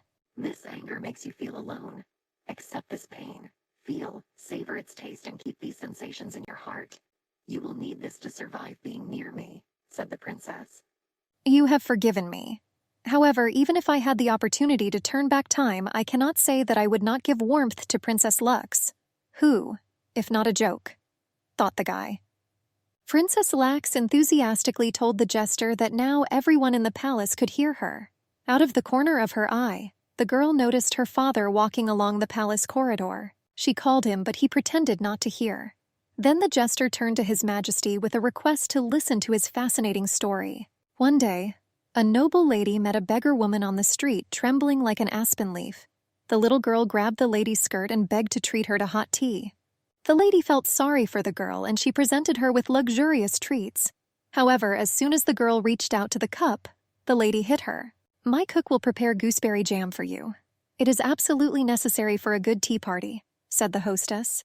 1 hour later, the jam was finally served, but the lady stopped the girl again. "I have prepared rose sugar for you. It gives the tea a special aroma," she said. Another hour passed when sugar was brought to them. The girl grabbed the cup as if she had been waiting for this moment forever. But the lady sternly told her, "This is not good. My chef will prepare butter cakes for you. Without them, evening tea cannot be considered a success." The lady's husband, who had just returned home, found this scene. "God, you're crazy. What are you doing to this poor girl?" he asked. But what he said next was even more shocking. For a good tea party, you needed to make fresh cookies. The king asked the jester what was funny about this story. The jester replied that this was the image of a little street girl, withering due to thirst and unable to take a sip of tea. His Majesty replied that the jester's humor was completely inappropriate, and the king said that he would give the girl a cup of tea, and other extravagances did not matter to him. Then the jester asked what he would give to the girl who was wandering around the royal palace all alone and without a father. "Princess Lux needs you, Your Majesty," said the jester. The king asked Lux for forgiveness, and she forgave him. Then he asked the jester to look after the girl because he knows what it's like to be weak. Unbearable nightmares always come without warning. It had been a long time since the jester had dreamed of them, but now he jumped up in a cold sweat in the middle of the night on his bed. Why do old memories still refuse to let him go? However, if the memory of the past is so beautiful, then you are desperately trying to protect it. A week has passed since the witch's curse was lifted. "I will serve Princess Verona only during the day. Please don't cry, Your Highness," Ophelia said. The first thing Princess Verona did was take the most dear person from the enemy. The girl hugged the maid and asked her to stay. Lux promised to talk to her father, but Ophelia said that His Majesty had already given his consent, so nothing could be done. Sir Penton asked Ophelia not to worry and to go, and he would take care of the princess. The guy handed Princess Lux a rose. Penton said that while walking through the garden he saw this rose and it reminded him of her, so he picked it. The princess asked him not to remember her wherever he was. The jester, who was watching them, understood that Penton seemed to have ceased to be a different person after Princess Lux established communication with His Majesty. Penton's sudden hostility disappeared and was replaced by a pretentious smile. The jester asked Ophelia what would happen to Princess Lux during her absence. Ophelia replied that everything was fine. Penton would be next to her. The jester warned her that this man might be hiding his true nature. But Ophelia knew about it. Then the jester told how Sir Penton did nothing during that incident at the circus. After all, laws are supposed to protect. But His Majesty's law, on the contrary, will lead to death. If one of the princesses dies, the second will lose the right to succession to the throne. In the past, to end the royal dynasty, it would have been necessary to remove 2 princesses. But now one is enough for this. Ophelia said that when this law was made, His Majesty did not think about all the risks. And if Penton leaves, then someone like him will take his place. Even if the jester does not like Penton, as long as he is escorting Princess Lux's knight, it is in his interest to ensure her safety. As Ophelia left, she added, "Besides, Princess Lux has you, right?" The jester thought about the maid's words and remembered what Princess Verona told him. The more this child is protected, the more difficult and thorny the path will await her in the future. But the guy decided differently.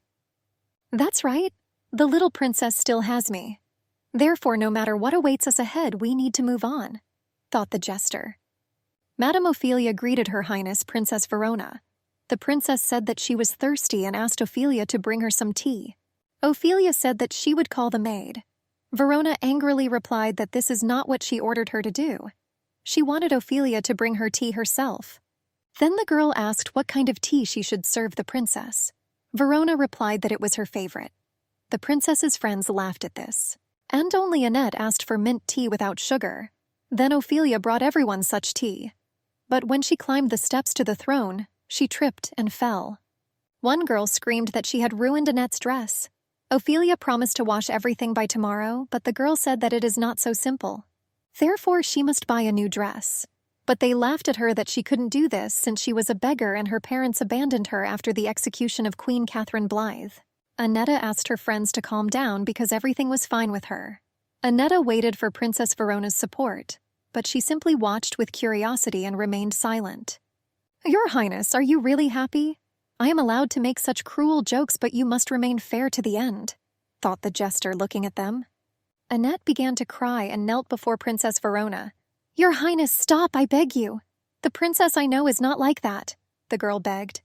Verona asked what she is like in Annette's eyes. The girl said that the one who speaks kind words, who gives magnificent dresses, teaches others to dance. But Princess Verona answered her, "All this is not about me.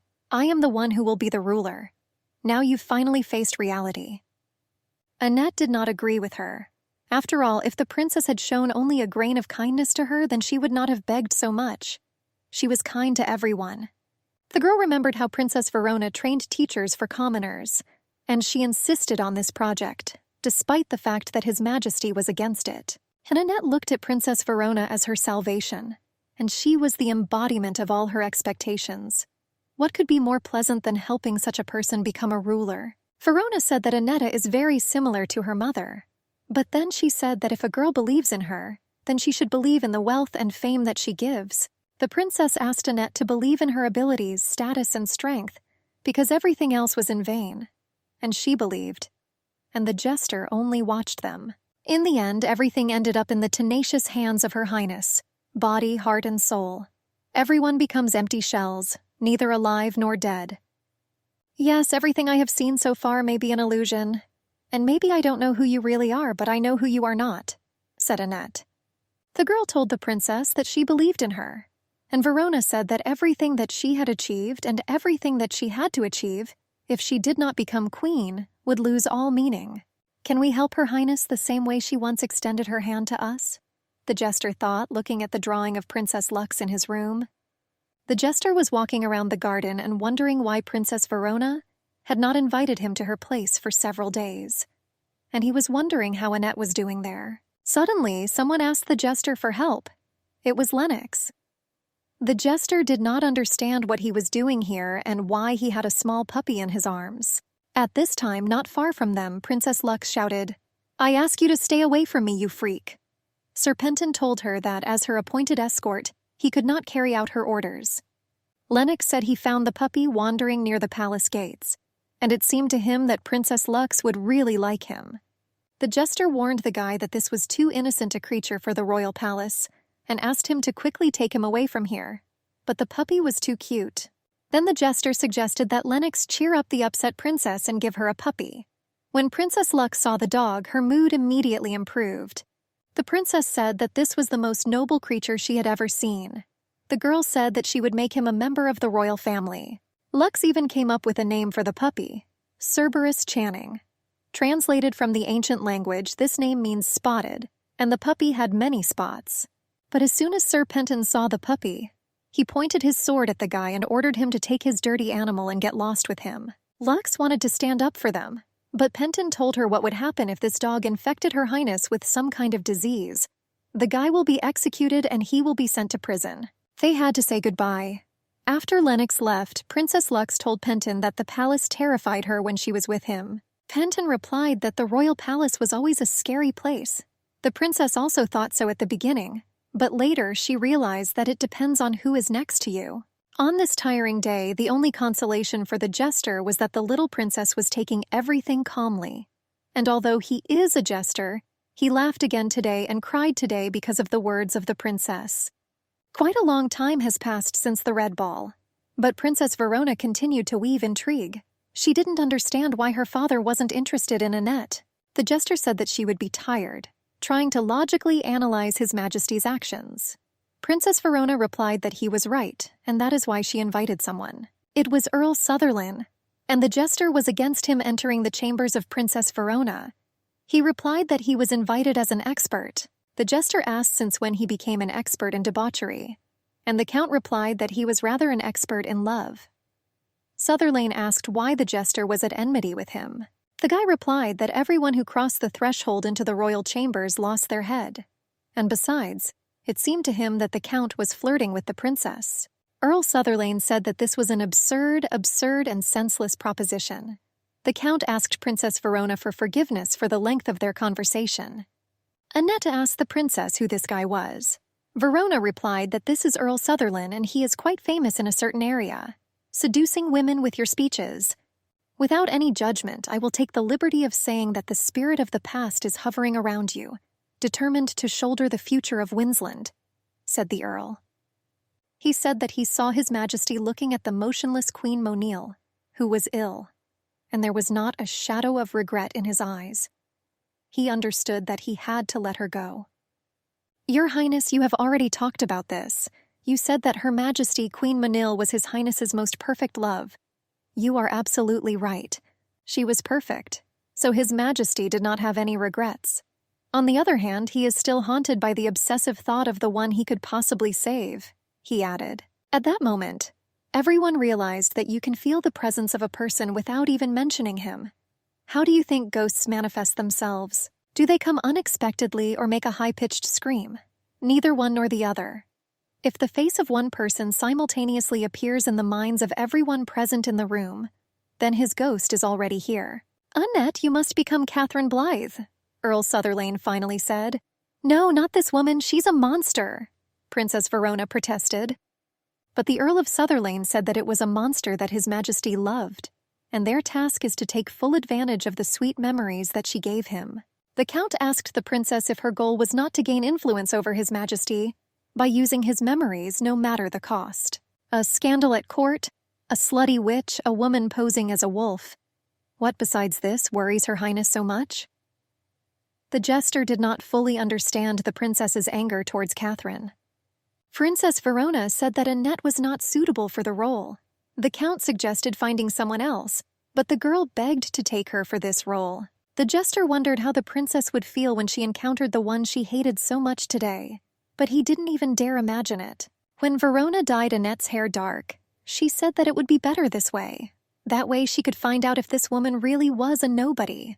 And if they are going to use several different strategies, then she prefers to start with the worst. The jester was surprised by her words. When Annette was ready as Catherine, Verona was upset. She thought that this image did not suit Annette at all. Perhaps it's because she knows what Annette really is like. But this time we are not talking about sincerity and tenderness. She must become someone who is ready to kill anyone in her path. The more Catherine disliked a person, the more stunningly amorous her gaze was fixed on him. Although, of course, instead, she wanted to express her hatred for him, Verona said. The princess hated Catherine more than anyone else in the palace. But did Catherine really dislike her highness too? Princess Verona is probably sure of this. No, she had to believe it. This is not surprising because people equally hate people who despise them. The only people this law does not apply to are madmen. Catherine slowly but surely left pieces of herself throughout the palace. And knowing how curious the king is, it becomes obvious that he has a desire to put these pieces together. So this woman gradually took over his life. This very naturally allowed her to expand her influence. The king could not spend a day without her. Therefore, their plan had to work. Will he fall into this trap again? Let's find out, said Princess Verona. Annetta promised her to do everything possible just for her sake. So the curtain rises for the start of the second act. However, this time Annette is more tense and hesitant than in the first scene of her meeting with the king. The jester was wondering what Princess Verona was thinking about now, watching them from the balcony of the palace. The king was late, and Annetta was nervous. The guy reassured her that His Majesty may not come to a meeting or meeting, but he would never miss a walk. Therefore, he will definitely come soon.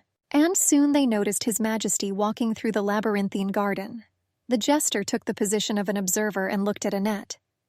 For some reason, just thinking about Catherine, the word sadness involuntarily popped up in his head. She may have been a scary person. But why then do such feelings as bitterness and sympathy arise? Catherine? Thought the king, who noticed the girl in the maze of roses. I am glad to greet His Majesty, the great King of Windsland. Annette began the conversation. The king said that this could not be. His Majesty asked the girl for forgiveness for mistaking her for another person. But Annette replied that for a moment, she felt the thrill of someone rushing towards her. Then the king asked who she was. The girl called herself Annette from the house of Baron Celestine. The king quietly said that if you look closely, she doesn't look like her at all. Coming closer, His Majesty told Annette that he was destined to come to this place at this particular time in order to meet her here. Then the girl asked the king to call her by name, and he, taking her hand, promised to do so from now on and asked for forgiveness for his rudeness. The jester asked Princess Verona, standing on the balcony, if everything went well today. After all, what they did was a great success. Verona replied that it worked out and asked if he knew Ophelia, Princess Lax's nanny. He replied that he knew him. And the princess asked him to take her to her. It was obvious that Annette's success instead of joy infuriated the princess. However, why did she direct her anger at Lady Ophelia? I lost my gold ring with a red ruby stone in the garden. Find it and bring it to me by tomorrow morning, said Princess Verona to the maid Ophelia. The jester thought that Princess Verona is so strong that sometimes she seems to forget about the existence of people who can be carried away by the wind with just one random movement of her finger. When the guy offered his help to Lady Ophelia, the princess said that tonight he would play the harp for her. That's how the princess took him. The jester played the harp while sitting near the princess's bed. When she fell asleep, he noticed her gold ring with a ruby on the nightstand. He didn't like this game. A game in which there are no winners, only losers. And the jester went into the garden. There he found Lady Ophelia. The jester said that he found the ring at the entrance to the maze of roses.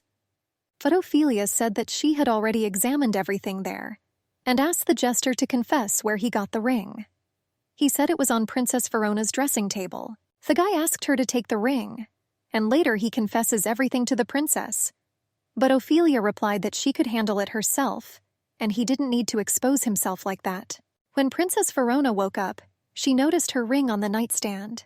Going out into the garden, she gave a rose to the jester, saying that these were the last roses this year. The guy thanked the princess, and she asked if he was still on her side, and while she wins, he just needs to watch. The jester agreed. The maid told them that she could not find Lady Ophelia. Princess Verona instructed the maid to search everything again. But it was obvious that she had escaped. The jester thought that he had once again failed to prevent the fall of an innocent man. In a palace with a raging storm, a lone jester is too helpless. But suddenly, Lady Ophelia came up to them and brought a ring. She admitted that she couldn't find the ring, so she went into town and bought a new one.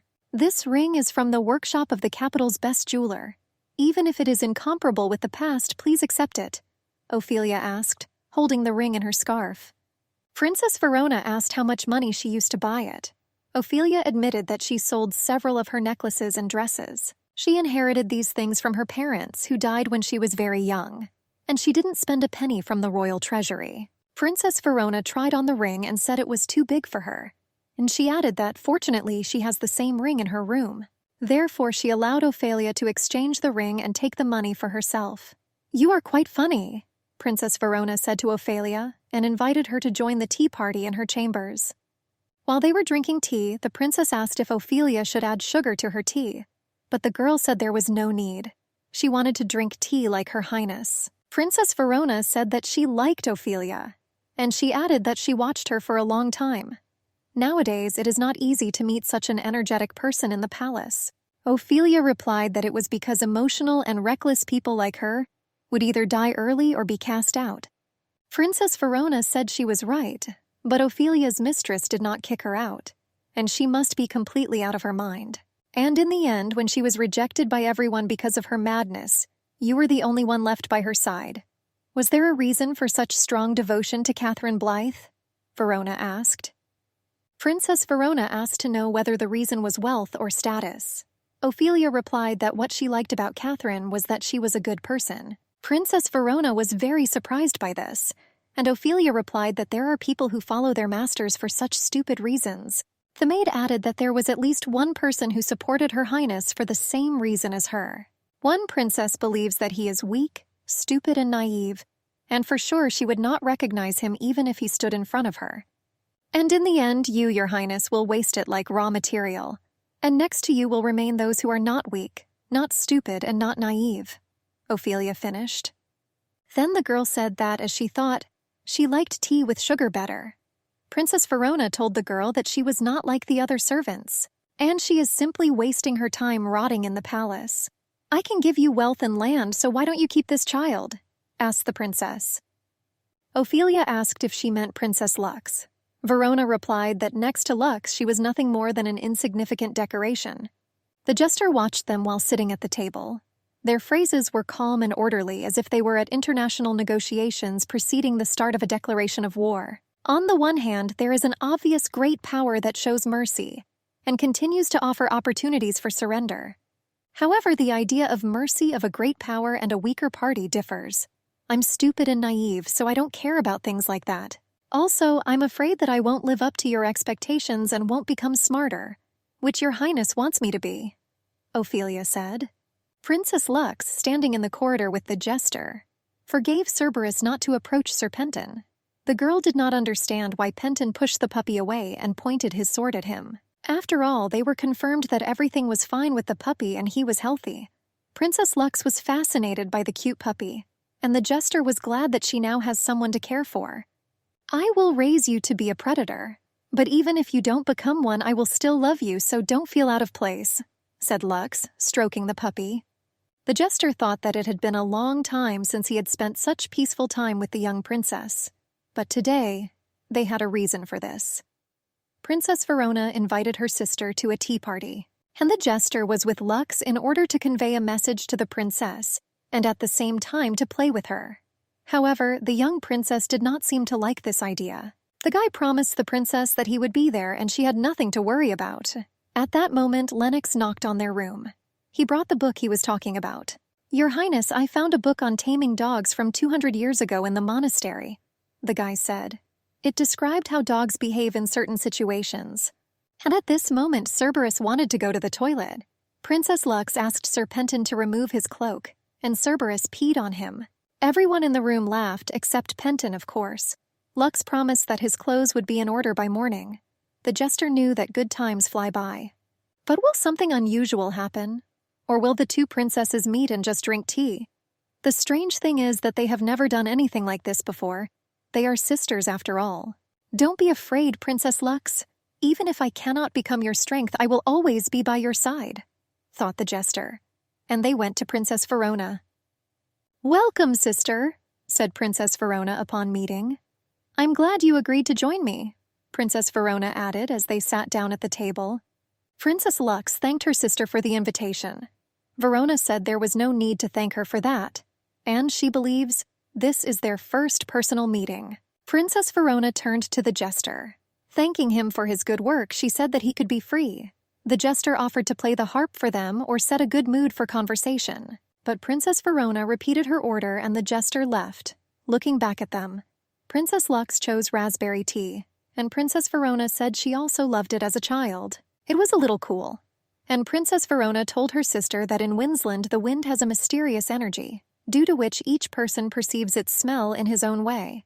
It happens that I breathe this air and it seems to me that I smell the leather and iron that were on fire for a long time in order to build this country, Verona admitted. The smell is sharp and thick, and it reminds Verona that she is not an individual but part of a great story. And the girl asked her younger sister how she felt the Windsland wind. Lux replied that sometimes, even very occasionally, she smells an unfamiliar Swedish smell, a little warm and nostalgic, but very unpleasant. The smell of blood, Verona suddenly said, frightening the girl.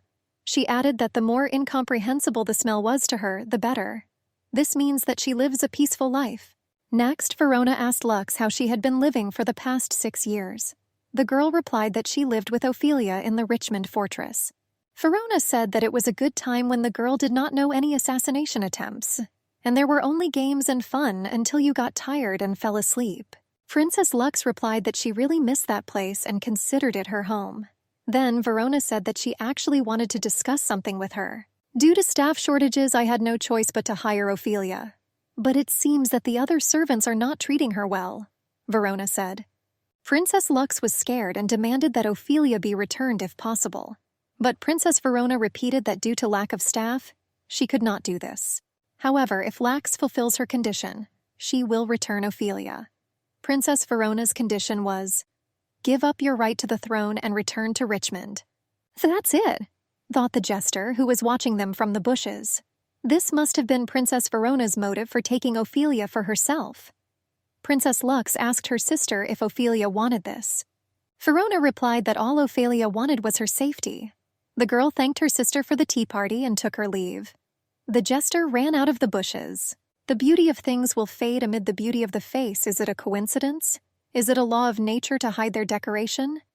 And at that moment, like endless suffering, it will take away part of your life. Winter will not melt in your heart. Darkness will remain forever. Eliminate death, you wander under its black shadow. Trying to live will bring death. An altered love song for Catherine, who had already died as a beautiful poem by Cicero, was changed and distorted by a jester into a love song, the song he just presented to Her Highness. However, this song, performed through the lips of the princess, for some reason acquires cruelty. When Lax and the jester walked along the palace corridor, the girl noticed a woman very similar to her mother. She ran after her and cried, calling her mother. Annette turned around and Lax asked her forgiveness for mistaking herself. The girl asked for forgiveness in response. After all, Annette understood what was happening to the baby. The jester saw that Princess Lux was again reminded that the one she called mother had long been torn to shreds at the hands of her enemies. Lux turned and saw the jester with a bright bouquet of flowers. He told her that next time he would give her real flowers from the garden, not paper ones. The girl smiled and said that these flowers would be enough for her. The jester replied that they were not worthy of being called a gift to a member of the royal family. And Princess Lux replied that she would always keep them. Then the jester thought why she said that. After all, this is not his last gift for her. Then the jester made up his mind and said, Your Highness, you must carefully think about what you heard today during tea. The guy said that there is no need to hastily make a decision on the issue of succession to the throne.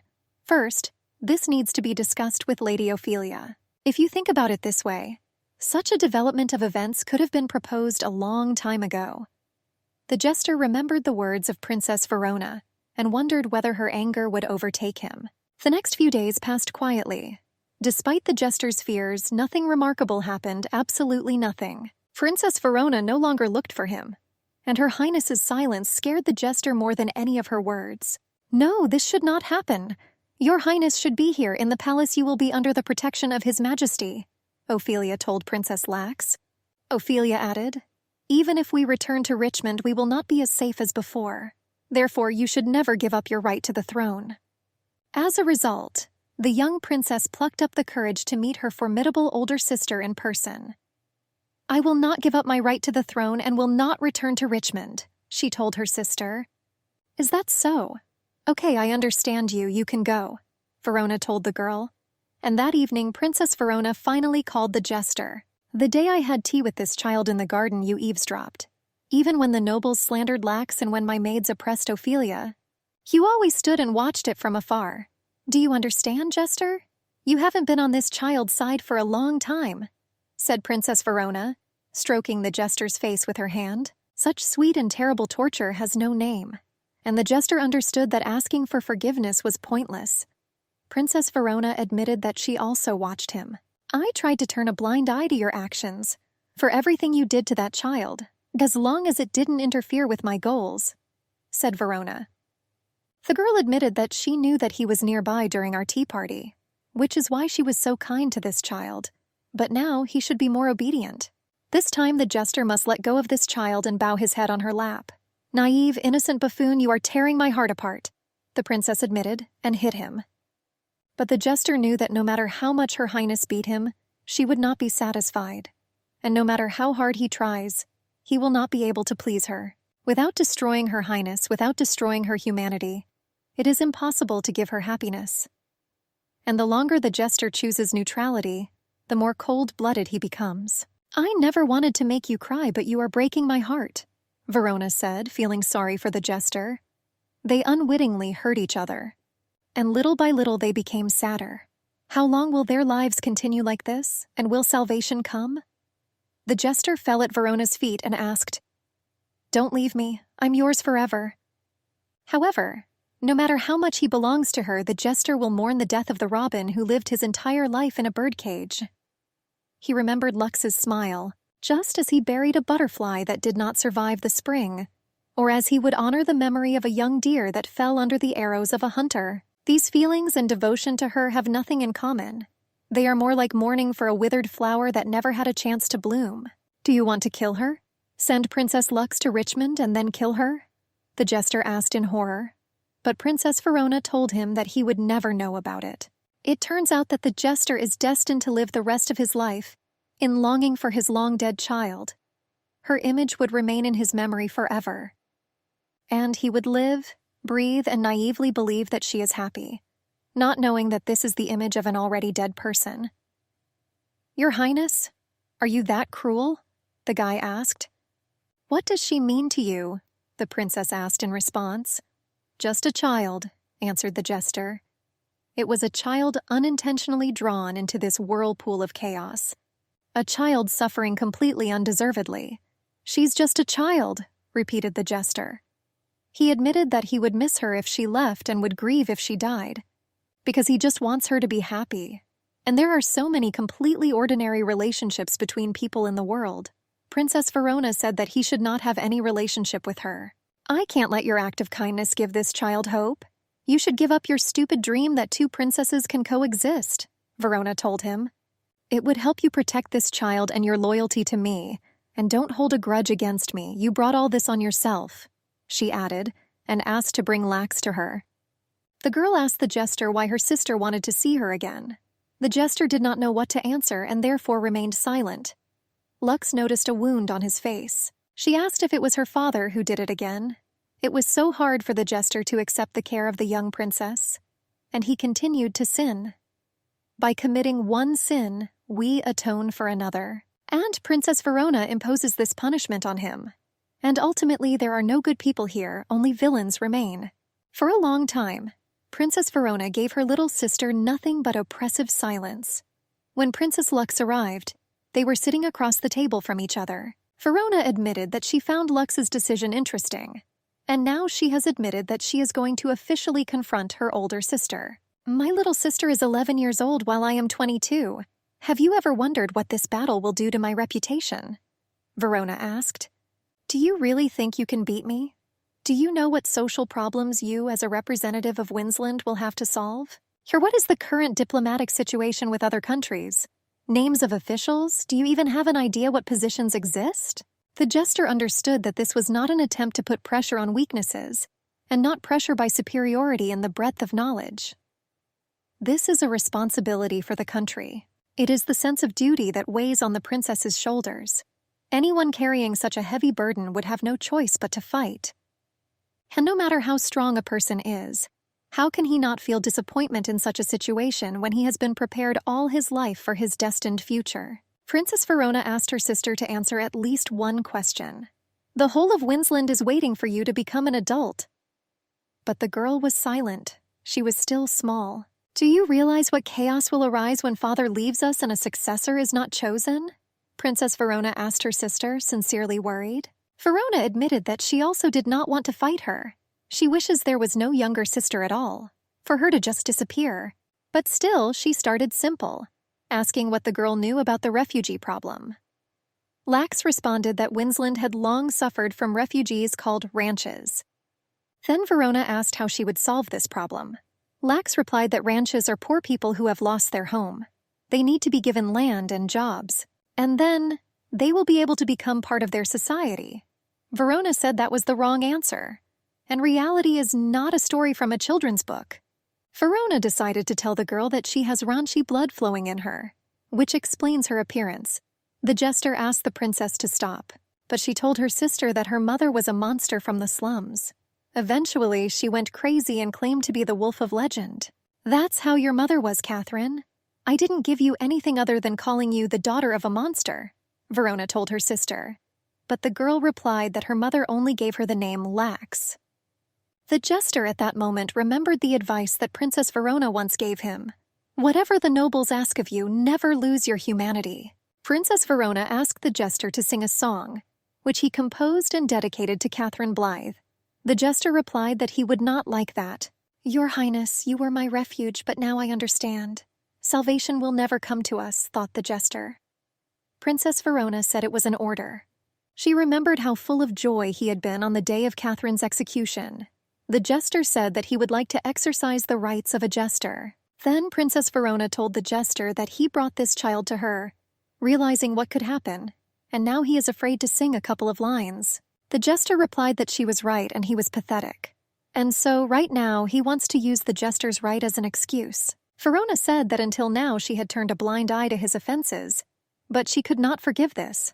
And even though he uses the right of a jester 100 or 1,000 times, in the presence of other people she will pretend that this is happening for the first time. However, not in the case of this child. Look, sister, the jester is crying. These are the tears of a sinner, said Verona. Okay, jester, you got it. I'm canceling the order. In return, why don't I sing this song myself? Asked Princess Verona. The jester wanted her to leave all the cruel jokes to him and maintain her righteousness.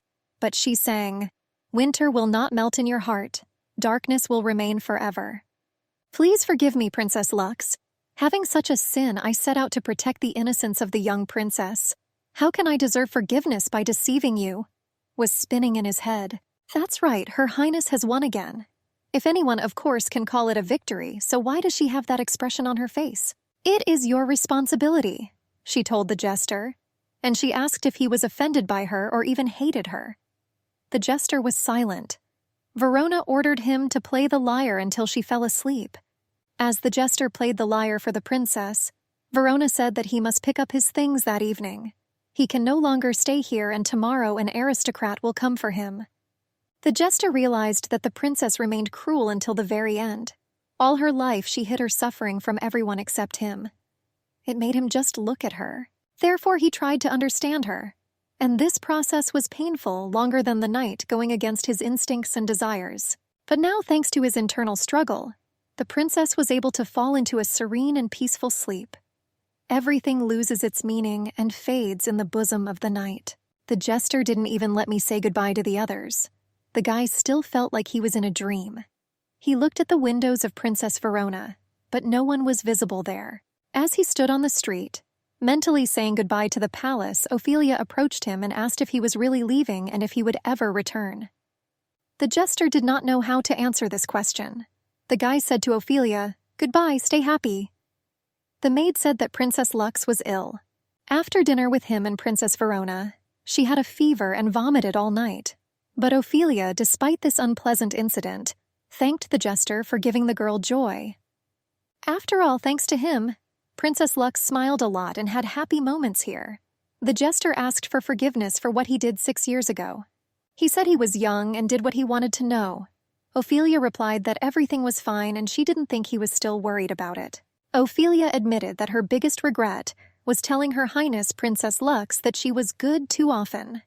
"You are so good. You are so kind." Whenever she acted older than her age, she told her so. And Ophelia believed that Lux was sick now because of her. The jester said that the girl is not sick, but she is special. She and Ophelia gave each other a little comfort as a parting gift. The guy said it was time for him to go and asked Lady Ophelia to tell Princess Lux that he was truly sorry. And the jester left, looking back at the palace. "Princess Verona, if you were originally going to drive me out of the palace in this way, why were you so kind to the 14-year-old jester?" he thought as he left. All he has left is unreleased melancholy and resentment, and he cannot cope with all this. Therefore, he decided to fight only one thing: longing. What was more important for the jester now was which of her supporters Her Highness had expelled from the court, and which of the aristocrats would come for him. The jester hoped that this man preferred silence. In the meantime, his melancholy will continue for a very long time. He walked down the street and was sad. But when the carriage arrived and a guy got out, what he saw shocked the jester. "Anyone but him," said the jester. Unexpectedly, after the jester left the palace, his days passed peacefully. The Earl of Sutherland didn't even force him to do the jester's job. Instead, he allowed the use of services that the jester had never dreamed of before. However, no matter how good it is, with the onset of night, everything evaporates and only a lonely jester remains. Every night he is tormented by insomnia and longing for the palace, and only in the morning he manages to fall asleep. He keeps wondering what would have happened to him if Princess Verona had not forgiven him. Will someone else take his place? And most importantly, will he disappear from the memory of Princess Verona forever? All this kept the jester awake at night. Count Sutherland brought food to the jester in the morning and asked him not to be offended. After all, thanks to him, he lives here now, and not on the street. And the count suggested to the jester that he could go with him to the palace from time to time. However, nothing good will come of it if the jester gets involved in politics. "Why don't you focus on fulfilling your main responsibilities instead of continuing to take sides?" asked the count. The jester thought that most likely he did not realize two important things. First, the true purpose of a jester is not to be a toy of aristocrats. It's about protecting the innocence of children. Secondly, he was kicked out of the palace, which means he did his job well. The royal palace is no place for children and jesters. This whole mess happened precisely because these two happened to be in a similar place at the same time. The Earl of Sutherland told the jester that he had much more in common than he thought. When someone is considered the dregs of society, it is easy to elevate one's position by humiliating them. He added that the same applies to murderers. And according to the laws of morality, he himself is at the very bottom of the social system of Winsland. The jester agreed that in this they were alike. Today the Sutherland house is throwing a grand banquet, and this evening the guy will be able to perform his duties as a jester again. The jester was embarrassed by his pinkish lilac outfit. He asked if these were the colors of the great Sutherland family, but the count replied that these colors represented his home. "Now you are wearing clothes of those colors that mark my brilliant future," said the count. The jester asked, "A new race?" Earl Sutherland said, "That's right. Soon everyone will forget the ruthless killers of the Sutherland family and will remember the new family in purple and silver." The jester thought that the count, out of the blue, began to tell him about his great plans. The guy was not particularly interested in this, but the count seemed sad to him. Despite such big plans, he was sad, and the jester asked the question, "Do your brothers serve as assassins for the royal family?" The count answered yes. The count added that both parents and grandparents. Then the jester asked, "But the new Sutherland family won't be involved in murder, will it?" "Who knows? It depends on what our cold-blooded Princess Verona decides, the Count replied. The jester, having heard this answer, went for a walk in the garden. Coming out of the noisy banquet hall, he was alone again. And the jester remembered that Princess Verona was also always lonely. They were so accustomed to loneliness that in moments when they were alone, everyone was still on their own. The jester told the princess that she would never find a jester like him. After all, to do this, she will need to execute a female werewolf and unintentionally save the jester who was playing a bad joke on her, and then send the injured person to the doctor. And read him tender poems about love, and then give him a ruthless order. Without going through all this, how could she find another buffoon like him? It was you who was the court jester. Someone interrupted his thoughts, creeping up from behind. The jester asked who he was. The hooded man called himself a story collector. I know a lot of stories. For example, about a woman turning into a wolf, about a king suffering from fear of his older brother, about a princess who hates her little sister, and about the jester expelled from the yard. If you wish, I can tell any story from the palace, said the stranger. To do this, you will need to write a mark with the letter C on the highest tree and wait until midnight. If you need him, he will come.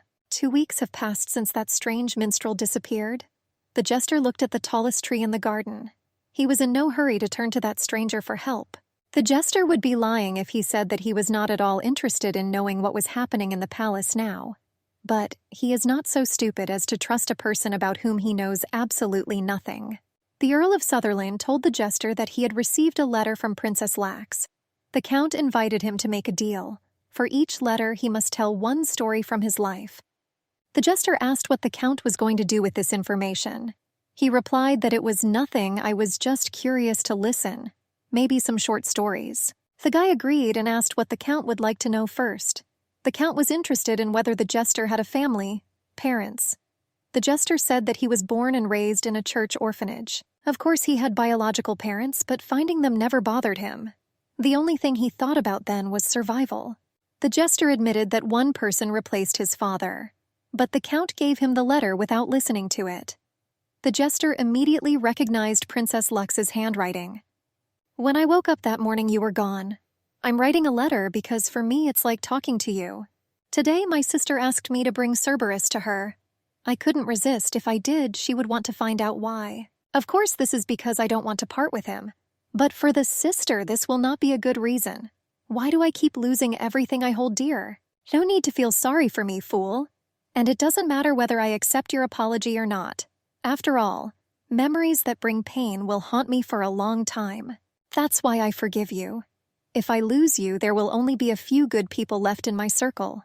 However, promise not to compose songs condemning me after my death. The jester told the Count that the man who picked him up was an aristocrat. The guy ran away with the girl from the shelter from cruelty and violence.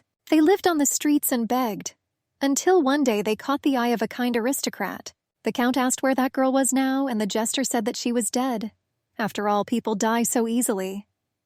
Jester, sister is starving Cerberus. The jester read further. She ordered all the inhabitants of the castle not to give him any food or water. I've been thinking about my mom a lot lately. How painful it was for her when she was executed. Last night I cut my neck with a knife to feel what she felt at that moment. Ophelia couldn't stop crying. Should I cry the same way when remembering my mother? I don't feel grief from the loss, but every time I think about it, everything gets cold inside, and my heart beats wildly. I wish the people who killed my mother would die in her place. Do you know what this feeling is called? Penton says it's anger. Earl Sutherland handed the jester a new letter and asked whether the jester's adoptive father was a good man. Did the jester love him? Jester, in fact, there was no witch. Everyone just ignored me. Why did I only realize this now?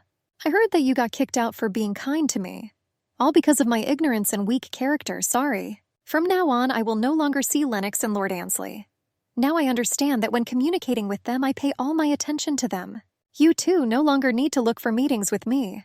The time has come for you to fall under the witch's curse. Princess of Winsland, Lux Channing. The jester approached that same large tree and scratched the letter C with a knife. Now it was necessary to wait for midnight, as that stranger had said. 2 days have passed and the minstrel has not appeared. The jester thought that all this was nonsense. Are you interested in how things are going in the palace? Asked the hooded stranger. The fact that the stranger hides his face probably means that he can get lost in any dark corner. And this alarmed the jester. However, the situation is urgent, and the jester will have to rely on someone he doesn't like. And the jester asked his question. First of all, tell me if everything is all right with Princess Lux. And do I have even the slightest chance of returning to the palace? The guy added. The minstrel replied that the new jester had not appeared in the palace. But nevertheless, his previous owner is very upset, and therefore it is impossible to say about the possibility of his return. Princess Lux's health has deteriorated. They say she skips meals, her face is constantly gloomy, and she often talks about death. Longing for her mother makes her sick. The jester thanked him for the information and asked what the price was. He replied that he did not need money, he was a collector of stories. Therefore, he must pay with history. The guy asked what kind of story he wanted to hear. Since you have an idea of the state of affairs at court, how much influence do you think Princess Lux has? He asked. The jester did not understand why he was being asked such a question, but he replied that this was a very sensitive topic, and it was difficult for him to answer this question. But the stranger said that he already had information that Princess Lux had no influence, and he asked her to confirm it. One thing was clear to the jester, that this man was not an ordinary minstrel, and most likely he was planning something evil. The stranger was upset. He said that he wanted him and the jester to become good friends. But now, as he understands, his help will no longer be useful in the future. And they said goodbye. I made a promise to take you with me to the palace, and I kept it. Where else will you find such a good gentleman? The count said, boasting to the jester when they approached the palace. Indeed, to his surprise, the jester was in the place where he had wanted to return for so long. Well, for some reason, his enthusiasm was overcome by fear. Fear, which in turn is overshadowed by a feeling of melancholy. The jester wondered if he would see the two princesses today. Does he have the right to do this? The Earl of Sutherland warned the jester not to hurry because they would be here until the morning. The guy thought that he had been away for only a short time, but he felt strange here. Lady Ophelia ran up to the jester. She was very happy to see him and asked if he was back for good. The jester replied that he had arrived at the palace with his new masters. The girl asked if they treated him well there. The jester replied that he was more or less and asked how Princess Lux was doing. Ophelia replied that she began to eat little by little, but the girl has nightmares every night. All doctors unanimously talk about illness of the soul. The jester asked if he could see her. Ophelia replied that Princess Lux would not allow him to approach, and this applies not only to him but also to Lennox and Lord Annesley. The fate of the bat is such that, rushing from side to side, it will eventually fall to the ground. That's right, this is a worthy end for the jester, the guy thought. He tried to pretend to be a proud man, but failed spectacularly. He tried to protect both princesses, but in the end he could not protect anyone. Have you been well? Princess Verona asked the jester, suddenly approaching him from behind. The jester was silent, and she asked if Earl Sutherland was treating him well. The jester replied that he was very kind to him. Regret was clearly visible on their faces with the princess. Following him, the remaining grievances and the desire for reconciliation. And also, seeds of mistrust that can never be shaken off. Princess Verona apologized to the jester for hitting him then. The jester said that everything was fine, and asked how things were with His Majesty and Annette. Princess Verona replied that her father was still avoiding her. That day was their first and last meeting, and the princess had doubts whether anything would come of this venture. Would things be different now if I had sincerely talked to my father instead of trying to play with his past feelings? Said the princess. If I had not been cold-blooded towards this child, but had gently taken her hand and led her to her father, would he have listened to me even once? She continued. How dare I even think about it? I understand perfectly well that all this is impossible, Princess Verona finally finished. Then she told the jester that Lux the puppy wouldn't make it to the end of the day, and she ordered the jester to take the puppy to Lax and bring her to her. When Cerberus was brought to Lax, she ordered the servants to give him his favorite boiled meat and call the doctor and Lennox. Lux cried and begged the puppy, Cerberus, wake up. Winter will come soon, the yard will be covered with soft white snow. I'll build a snowman just like you. The puppy was given meat, but he did not eat it. Lennox entered the room, and Lux begged him to save Cerberus. But Lennox stood, silent and crying. The jester asked Lux if she was okay. The girl just asked why everyone was leaving her. The jester felt incredibly sorry for this innocent child. When they arrived at Princess Verona's, she asked Lux if they had brought her a puppy, and the princess asked what the girl did immediately after it was returned to her. Lux said she gave him his favorite cooked meat, but he vomited and then she offered him other food, bread and fish. Verona asked what happened to the puppy now. The girl replied that he died. You took pity and fed a starving dog food that his weak body could not digest. No matter how much you wanted to give him tasty food, you first had to start with liquid porridge and then when he got better, gradually move on to other food. In order to help the hungry, it is necessary to develop the necessary measures. If you offer them everything at once, it will only hasten their death. And this is not done for the sake of ordinary people. It is merely an act of generosity to fulfill the superficial desires of the monarch. That is why Winsland should not be given to you, said Princess Verona. Lux told her that it was her mistake, but Verona said that it was her stupidity. Verona reminded her sister that the difference between them was 11 years, and no matter what she did, she would never jump over this bar. Lux asked her sister why she continued to wage war on her. After all, they as sisters could have avoided this. But Verona replied that they must fight. The elder sister said that their fate was sealed as soon as Lux returned to the palace. But if you really want to stop this, die, Verona told her sister. Verona suggested that Lux jump from the top of an abandoned tower that no one ever goes to. The jester could not believe what he heard. This is the only way you can stop our battle. Do you understand, little sister? Princess Verona said, gently cupping Lux's face with her hands. Verona asked if Lux remembered the law that his father issued. If one of the princesses dies under unknown circumstances, the second will automatically be deprived of the right to inherit the throne. The father has provided you with a way to salvation. Therefore, instead of dying at the hands of an assassin on my orders, you must do it yourself, Verona ordered. Like a spell, the princess's voice awakened the jester from his stupor, and he decided that he simply had to return to the palace by any means. When they were alone, the jester begged Princess Verona to take him back. He promised that he would never speak to Princess Lux again. The jester admitted that he realized the pain he caused her, and from now on he will be faithful only to her, his unchanging ruler. After all, she is his sun and moon. But Princess Verona understood that he was too kind-hearted and would protect this child again.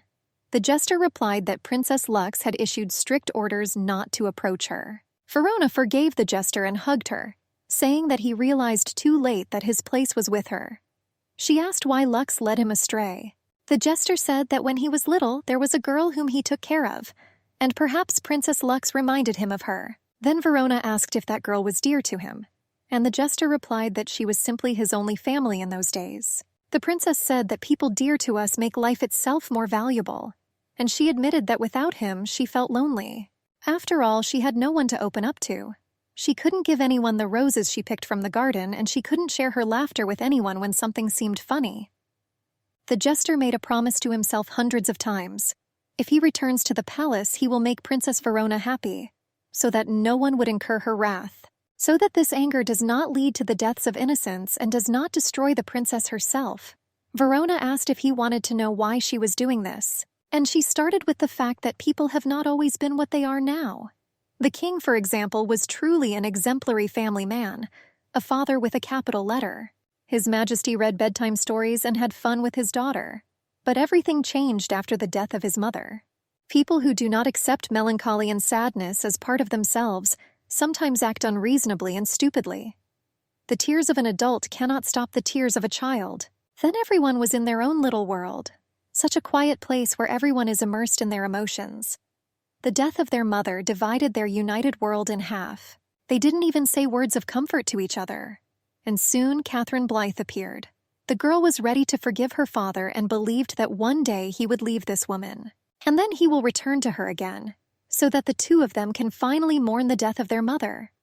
But her father mercilessly trampled on her dream. The princess said that even before him there was one jester. While everyone was saying that she needed to grow up faster, he was the only one who said that there was no need to rush. Do you know why he died? Because he told jokes about my father and Catherine Blythe. There has long been an unspoken rule that the words of a jester should cause laughter and fun. However, in the end, his father executed him. Of course, I screamed that his decision was unreasonable and too cruel. After that, he became wary of me. A father who hates his daughter. Isn't that shameful? He accepted this nickname without hesitation. And then Verona saw how he destroyed everything he could. And then, she swore that she would never let anyone take anything away from her again. Therefore, I will not give either the father or the daughter of that woman what belongs to me, Verona said firmly. The jester understood that all the pain that Princess Verona hides and suppresses in herself has now become his, and at the same time, it made him a little happier. After all, this means that the princess's sadness will decrease at least a little, and he was glad that she shared her story with him and not with anyone else. The jester noticed Princess Lax crying at Cerberus's grave in the garden. I hope you become a wolf in your next life, and you will roam the earth freely, not oppressed by anyone, she said. 3 days have passed since that evening. The count woke the jester late at night and said that Princess Verona had sent him a letter. Something serious has happened. The Earl of Sutherland reported that he was told to report to the palace immediately, and Princess Verona ordered the jester to return. When they were already in the palace, the count asked the jester if he was happy, and he hinted that now he can think through new plans with Her Highness. But the jester thought that in this grand game of cat and mouse he was running in a circle, where the starting and ending points were Princess Verona, and in the future he should not interfere with anything Her Highness does. And even if he encounters a wounded child again, he will not let his feelings take over. Instead, he will shamelessly hide, watch, and try to prevent the worst-case scenario. And the worst of all is the blood of this child in the hands of Princess Verona. How is this possible, Lord Annesley? This letter was sent by the recently deceased Marchioness of Rochester. Princess Verona asked the Lord when the jester was already with her. The letter said, To His Majesty, the great and noble King of Windsland, I greet you for the first time after many years of my illness. As my health deteriorates day by day, the secret hidden in my heart has become too much of a burden. Long ago, after the end of the winter festival, your Majesty and I spent the night together. The love of that night smoldered in me like a coal. And then it was reborn into a child. My child is now 19 years old, and as if in confirmation of the royal family, his eyes are the light of the pure azure sea. He grew up all his life as an illegitimate child. But when I learned that Princess Lax had been restored to her status, I realized that the time had come for my son to gain royal honor. If he is 19 now, then Queen Manil was still alive, said Princess Verona. The jester understood that her picture of a happy family instantly melted away. It seems that Princess Verona realized that what she believed was only a hidden lie, and her attachment to her father was completely broken. Lord Annesley read the name of the child in the letter, which was indicated by the Marchioness of Rochester. It was Penton. Princess Verona asked Lord Annesley with horror whether this could really happen. He replied that the king had intimacy with that woman once or twice, and it is likely that Penton is the king's son. Verona remembered the king's decree that in the event of the death of one of the princesses, the throne would pass to a third person. She realized that Penton was the third person. Princess Verona thought maybe the king didn't know about it yet, and she asked Lord Annesley to keep their conversation a secret.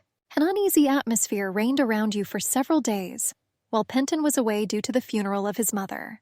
By order of Princess Verona, Lord Annesley was to find out from His Majesty details about the Marchioness, but this was not an easy task.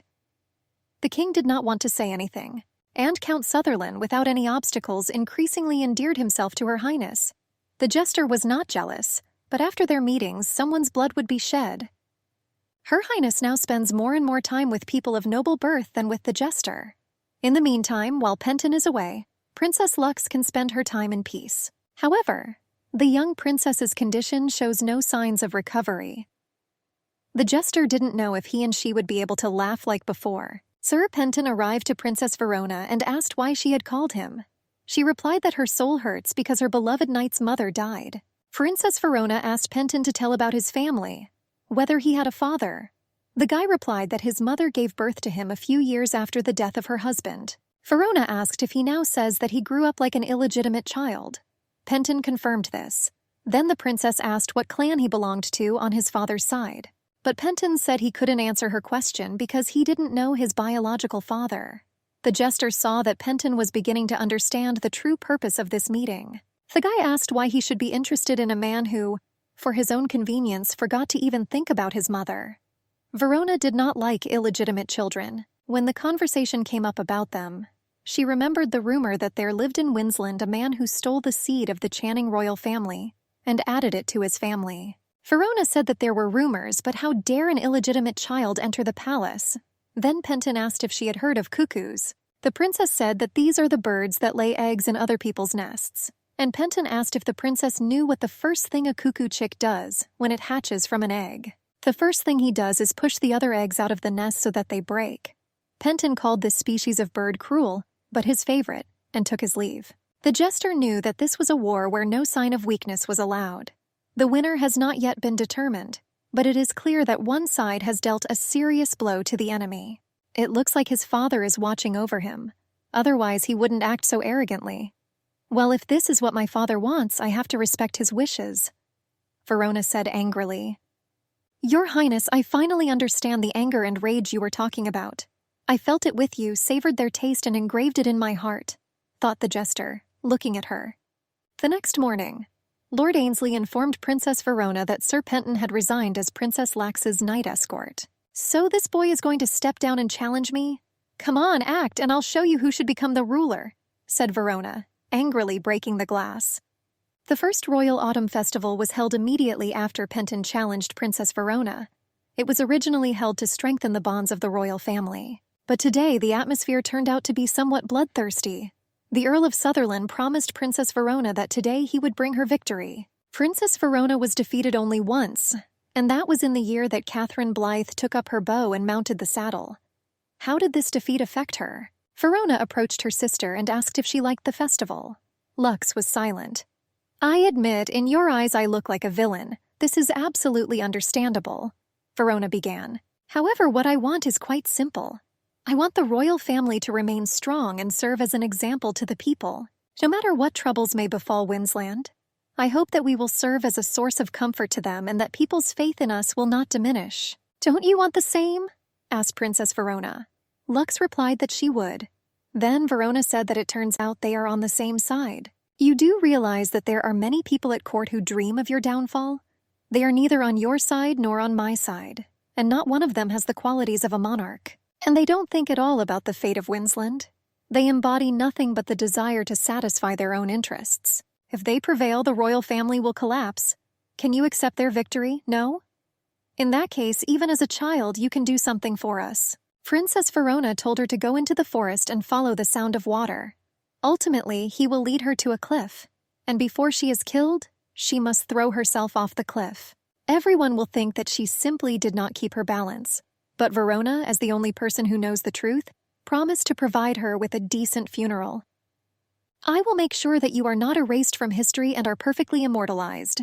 Not like your mother, Verona said. The girl was horrified by her sister's words.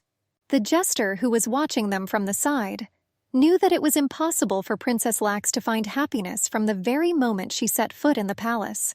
Having thrown away all unnecessary emotions, he was left with only basic instinctive desires, among which is a request to Princess Lux. Please, Your Highness, just live. When the jester came across Lady Ophelia, she asked if he had seen Princess Lux. She walked away for a while and now can't find her anywhere. The jester, hearing her words, rushed to the cliff. There he saw her. Lux stood at the very edge of the cliff and looked into the distance. At that moment, the guy remembered all her letters to him, and he remembered the fact that she always remembered him whenever she suffered at the hands of her sister. What if pathetic thoughts filled her mind when she saw him? Suddenly, out of the corner of his eye, the jester saw an archer aiming at Princess Lax. The jester ran up and grabbed the girl in his arms. The arrow hit him straight in the back. Lux hugged him, and the jester closed his eyes and said, I pray that you survive to see the sun shine tomorrow. Please, Princess, just stay alive.